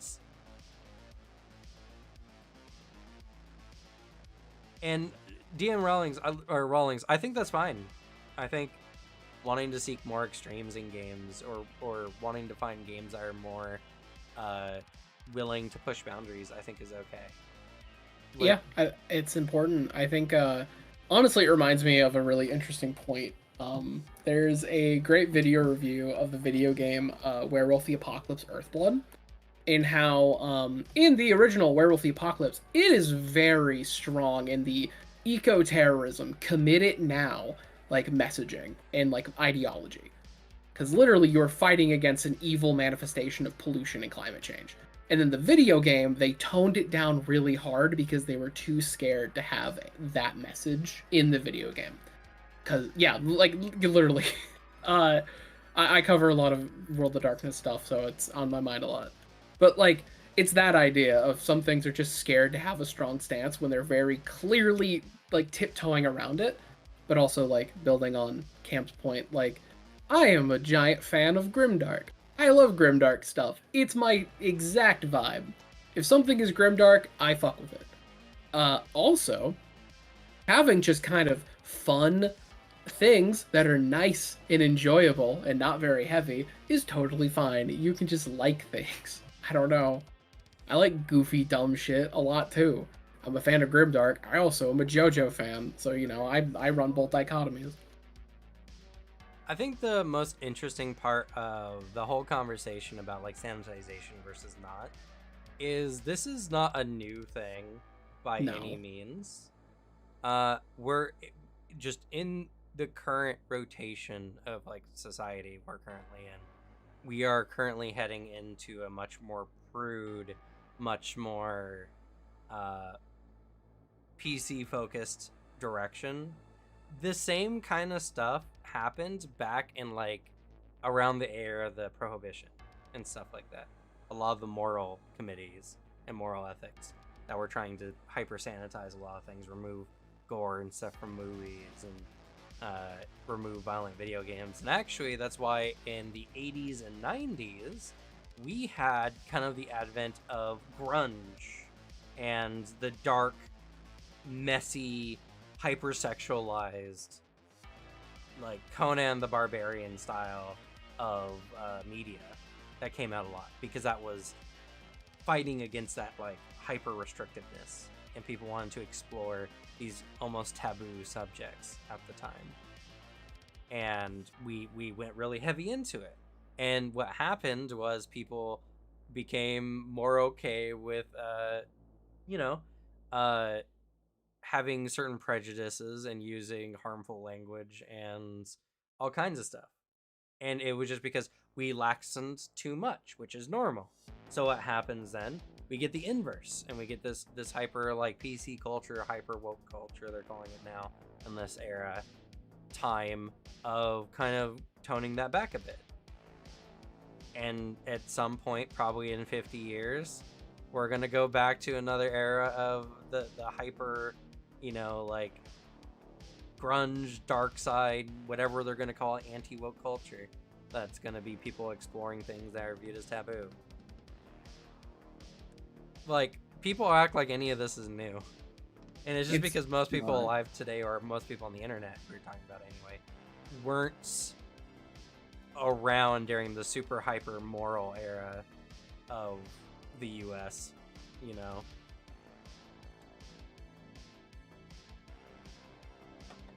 People change, society changes. That's why my personal take is I find value in as much as I can. As long as it's not innately hurtful to people, I think there's value in it. Like, it's like people who really want to explore like sexualness in their TTRPGs. If that's what their table's up for, that's fine. I think being able to explore things in that way is probably exhilarating for them, and is probably mostly harmless, especially if it's done appropriately. But appropriately, and for a group that is fully consenting to all of it. Yeah. The moment it becomes bad is when they're like, I can do this in other spaces. Like, no. But see, and this make is sure everyone's right, like good for it. People will do things incorrectly no matter how you set things up. Oh yeah, true. You can honestly say, don't do this at this table, and some players will do it anyway. So it doesn't really matter what the table setup is. One of the arguments I dislike the most are people who are like, well, we don't want to promote this in our game because then we feel like people are going to misuse this. And it's just like, they're going to do it anyways. People will do that anyway. The people who would do it will do it,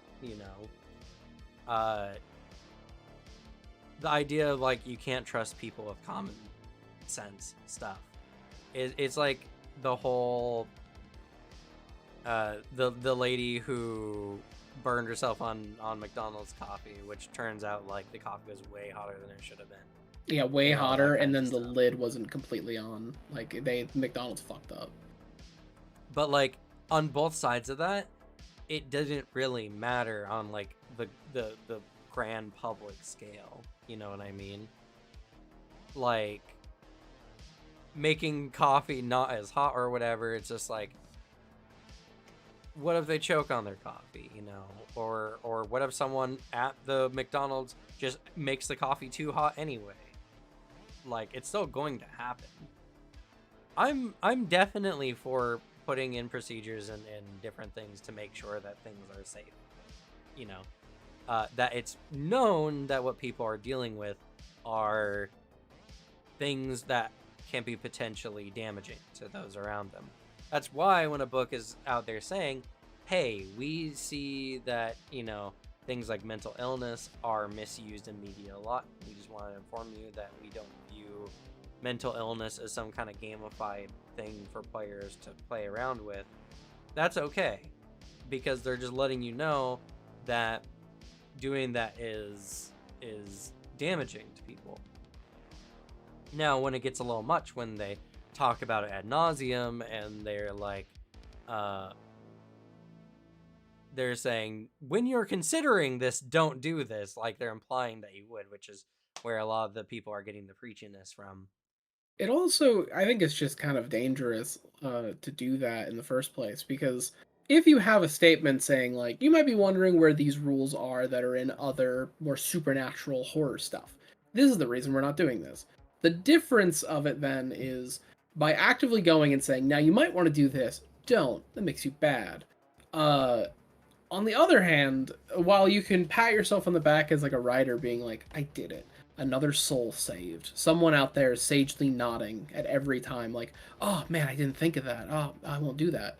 There's people who are like, huh, now that idea's in their head, now they're going to do it.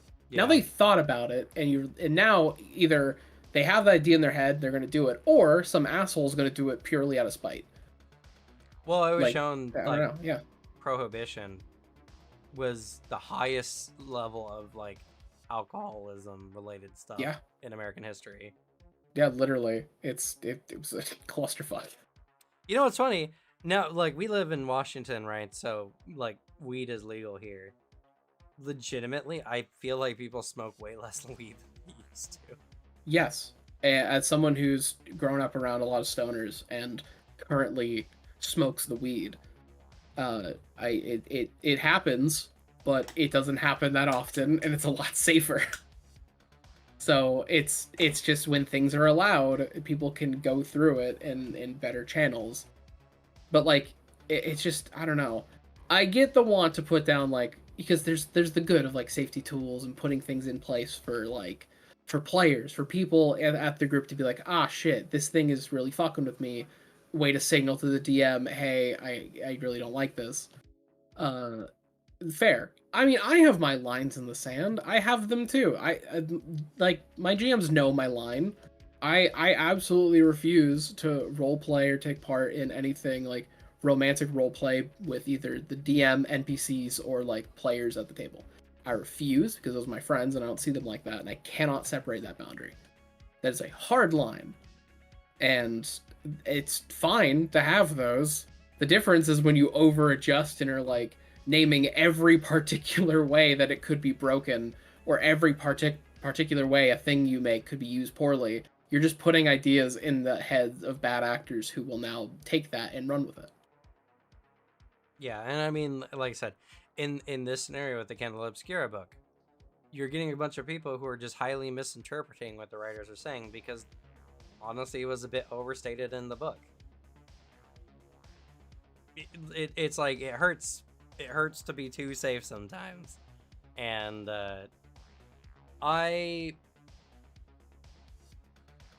guess what a lot of this conversation boils down to is a lot of what people don't really understand in this situation is like Black Lodge Gaming and their hard stance about not having any kind of I forget what stupid saying they came up with, for their point of their channel, where it's just like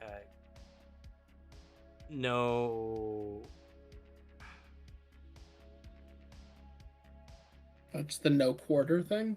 It's like the no quarter thing. Yeah, it was just like no compromises. But more or less just saying they're making no compromises. They're not allowing anything. It has to be their way or the highway kind of stuff. Is by saying that they're only hurting their side of things.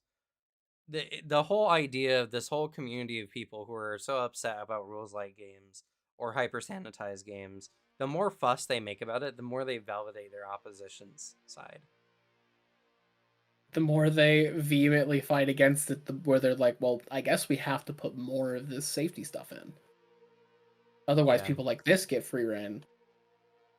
And you know another example of this. So there's been a recent tragedy of Joe Cat, who is now going to be probably leaving content creation for who knows how long. Yeah, it's really sad. Based on bullying. Now he made this big thing about it. He made this thread stating why he's leaving and talking about it and whatever. And you know actually what happens? A lot of toxicity around it started coming out. A lot of his defenders started going on the offense and started making problems. Like, and he started getting attacked probably more throughout this whole thing as well. The thing is like what he did was honest enough, but because it's something that like, because he's coming out and saying I'm leaving because of this, people are trying to fix the issue and attacking people. If he had just not said anything and just quietly left, honestly, he'd probably go through less problems. You know, I'm not saying he didn't have a right to make that. I'm just saying that even with the best intent people have on whatever outcomes there are, there's going to be negative repercussions when it's done in a very social, open fashion. You know, when you are telling people your perspective, I think that's one of the reasons why it's really hard for people to take a hard stance against a lot of things that I say without just outright not listening to anything I'm saying, is because I take a very mediated stance that's like taking a lot of things into consideration and giving a lot of give in a lot of directions. There's not really a way to attack anything I'm saying without either ad hominem just attacking my person for some reason or another, or just ignoring things I say in my videos, because like I did with Indestructiboy and probably with many other people, you can give them reasons, you can try to show them, you know, why you think things, and they don't have a good response, so they're just going to dismiss everything you say out of hand because they just don't have a response. They're going to give you a non-answer.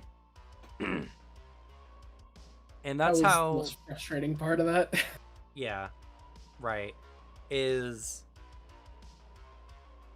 this whole Candela Obscura thing, I can't say I haven't benefited from it to some degree as well, right? That video did probably one of my better videos even since the remaster. I think it was like second or third best performing video since I started doing remaster stuff to the end of this year.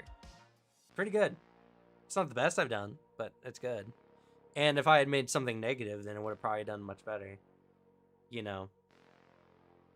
But I think that the Candela Obscura situation in general has brought up, and what many of you have been here talking about and saying, and we've been having this discussion on, a lot of you seem to understand as well. And I think that's just the grand majority of individuals, that people can like games for whatever, and being super dishonest and attacking things.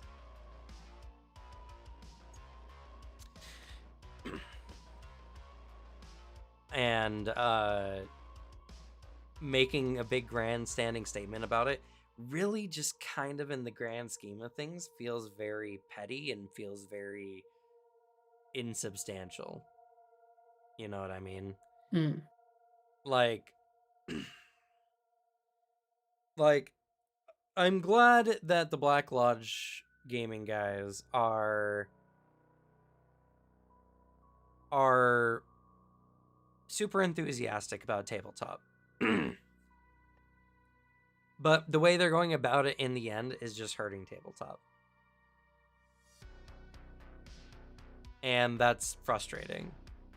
And Indestructible. So we mentioned this at the beginning, so I guess in the last like 5 minutes we'll talk about this. Indestructible made his video, got super proud of it because it performed very, very well. And I'm sure that his future content is going to do not that great, and it's actually going to cause his channel to suffer. Because that's the thing. I've seen a lot of channels out there who get tens of thousands of views, and their channel does terribly because they made one piece of media that went viral, and they didn't have a solid base backing it up.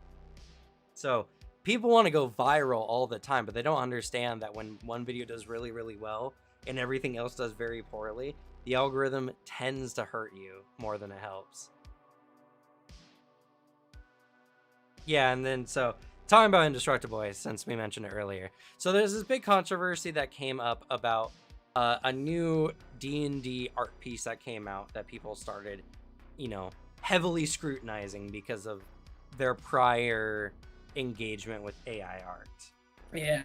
And to be fair, I think people have a genuine reason to be skeptical.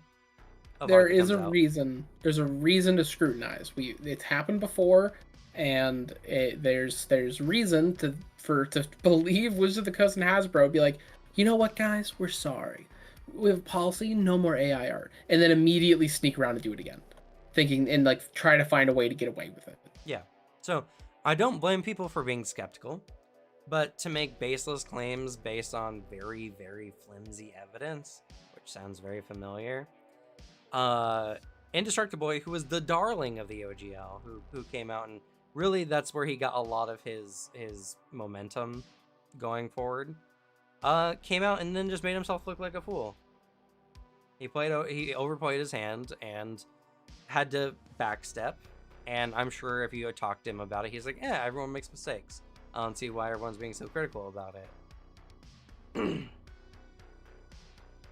But it's like, that's not addressing what the actual issue is. The actual issue is, what was the point of doing this? Why did you feel the need to do this with such flimsy evidence? That's where he's just gonna hurt himself. The part I saw was his last post before now his Twitter's privated because he's leaving it, was pointing out how since the OGL business, he gets carried away, and what he sees are moral situations, really pushing hard against it. And honestly, I kind of thought that already, because from what I was seeing, how he was arguing with your points, I was immediately like, this sounds like a guy who is really hyper vigilant against going against people, the weird alt-right fuckers inside of TTRPG stuff. And the way he's arguing is like he's treating you like some weird racist Twitter account where giving you the least amount of benefit of the doubt, pointing out the minor scrutiny, then mocking it, stuff like that. And it sounds like he kind of confirmed that. Since the OGL business, you have that legitimate moral layup of fuck Hasbro, fuck Wizards of the Coast, treat all these indie creators better, and then I can get Q carried away. Yeah, well, I remember he also made a post on Twitter saying that he was so stoked that his Candela Obscura review is going to be his first 100K video, and that he's going to come forward with more harsh criticism reviews in the future. And it's just it's like people let the one success kind of get to their head, and then they kind of dive into it because that works, let's do it again. And it's like, but why is that necessary? What does that do? Having an overly harsh critique of a game, what does that actually do? That was a review. Literally. What does that actually do, right? Don't get me wrong, I think having valid criticisms and being able to criticize a work is needed, legitimately. And honestly, after my review, and I've looked at a variety of other things, I think there are some genuine, even just not including the preachiness, I think there's some very genuine like criticisms of like how the game works and everything that I missed in my review. I never said that my review is better than anyone else's, not once. I said I was happy with mine because you could know almost everything you needed to know about the game from it. But it's just, with many things and all these people, it is frustrating to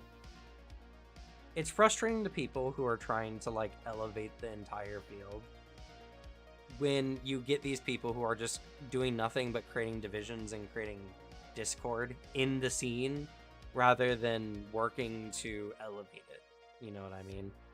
Like, when you do very biased reviews, when you do reviews that are more for the sake of, you know, rustling people's jimmies more than anything, you're doing a disservice to the TTRPG scene in general. Because, as very evident by many, many sources, yeah, controversy drives views and everything like that. But you know what also just loses its flavor real quickly? Controversies. So you gotta keep shaking it up and keep creating new controversies, or a lot of your initial like view base disappears completely with almost no gains. It's frustrating to watch like Roll for Combat and a variety of other channels who do nothing but controversy pieces, because those are their most successful things. And now we're in a state where TTRPGs are honestly probably one of the most like hostile places it's been, despite also doing as well as it's been, you know? And I mean, like anything, the more popular it gets, the more you're gonna get weirdos who are just gonna make fuss about everything. But like when you have the content creators who are feeding into that, it hurts especially more. So I don't know. Here at Battle Gamer, you know, I'm doing tabletop the best service I can by making stuff about things I'm interested in, giving my most as least biased things as possible, or at the very least stating when I do have a strong bias, and giving everyone the time of day to hear them out. In my recent Candela Obscura video, I didn't like every video or every comment, but I did the I don't like how there's not like a scene button. There's either content creator like or heart, and then there's like and dislike. And I didn't want to like everything because I would imply that I agree with it, but I didn't want to dislike everything because I don't want people to get the impression that like I don't want to talk about it or I'm being negative to them. So I just did the love button. Though, to be fair, that is the only one that's visible and noticeable. Because at least I mean, I use it similarly. I use the heart as a scene and appreciate the comment as like worthwhile. Or if it's like deep in a thread, I'm not reading that shit. The ones I do not heart are the ones where I'm like, I think you're being weird. I think you're being hostile, or just like, this is a fucking really unfunny, lame thing to say. I mean, that's always my hard. Yeah. Most of the time, I don't. If a view or a comment is particularly like hostile or just comes from a very weird stance or is just very not substantiated, I typically don't interact with it. I only want to promote actually like things that are interesting. There was someone who had like their own view. Maybe that was DM Rawlings actually. I can't remember. They made a pretty big comment going over their thoughts and opinions about Candela Obscura. It was mostly more on the negative side, but I was like, at the very least, I understand what you're talking about. So while I don't agree with everything you said, I like that you actually went into it, which is something you don't find. And I appreciate that, you know? Like, even if I disagree, just explain to me why you disagree. Then post publicly. Well, then there was another comment that I looked at that did it, so I don't know. Yeah, there's a couple comments of that, and I also will say like I had a similar takeaway from your Discord post of like I don't fully agree, but on the other hand, I'm happy that you came in with good intentions, good faith discussion, and then didn't like wasn't a shithead for people who are like, here's a few points I kind of don't agree with. I think that's a good way to take about it, and I think it's much more appreciated than the other ones, which also is expected if you come into the chat and then already like going against those bad faith reviews of it. It's just the way it be. People can be negative about things. People have opinions. Uh, People can have. I mean, I deliver them pretty openly and honestly.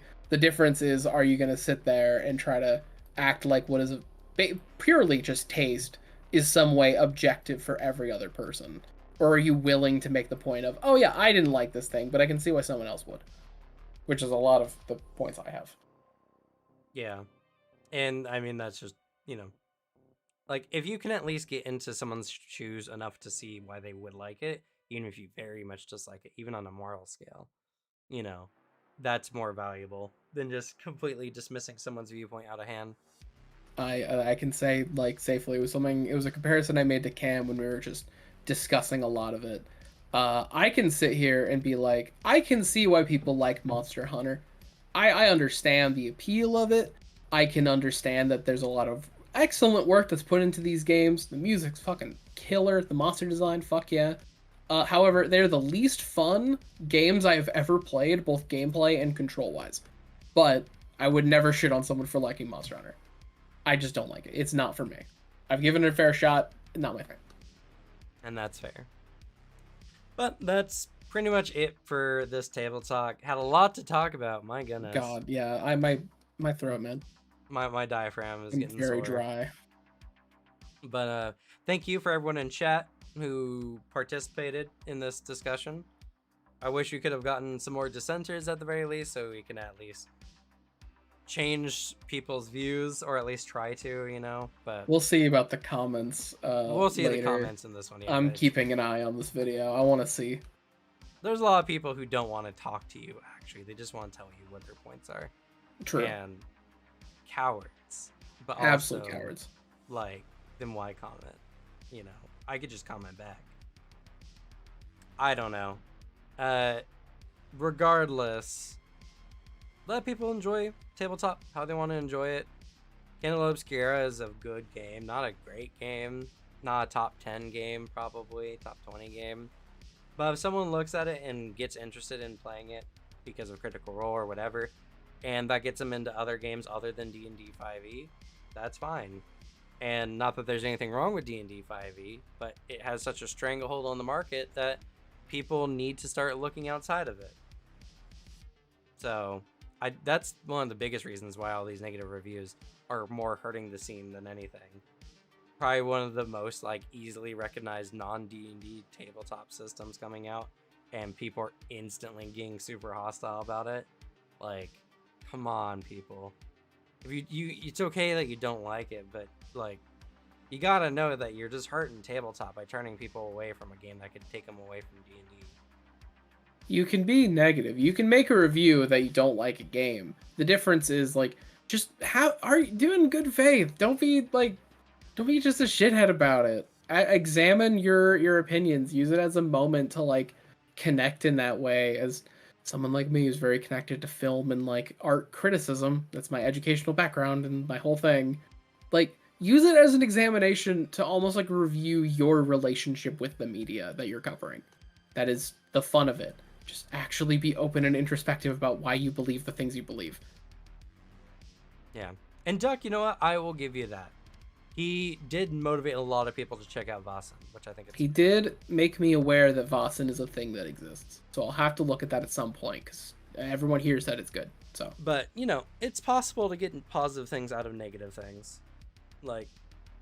Again, nothing is ever so clear cut. Someone could have a really bad take and still have good points made in it. So, anyway, that's gonna be it for us. Any news you want or anything you want to leave us off with before we head out? No, actually.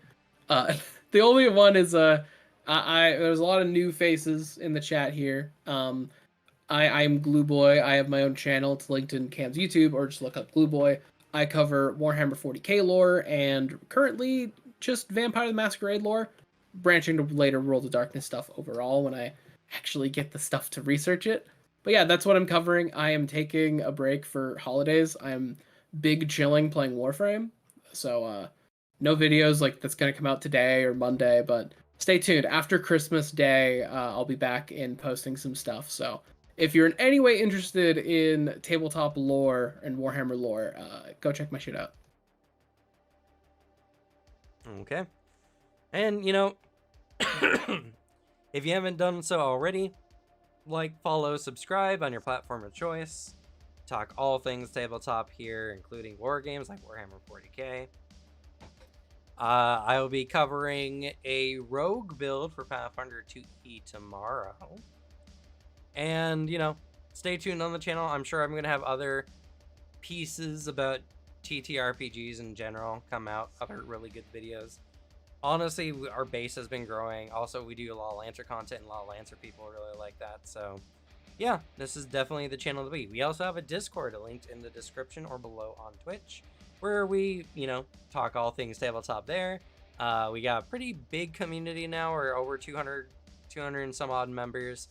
We got new people coming in all the time. I know the mods have been trying to set up some community night stuff, which will probably more likely happen starting in next year, I considering imagine. holidays. We also have some Lancer stuff planned for the community events, so, you know, that's going to be really fun. And people are looking for games all the time, so you can check that out. But that's going to be it from us. Thank you all so much for watching, and I guess we'll go ahead and say goodnight. Good night. Good night.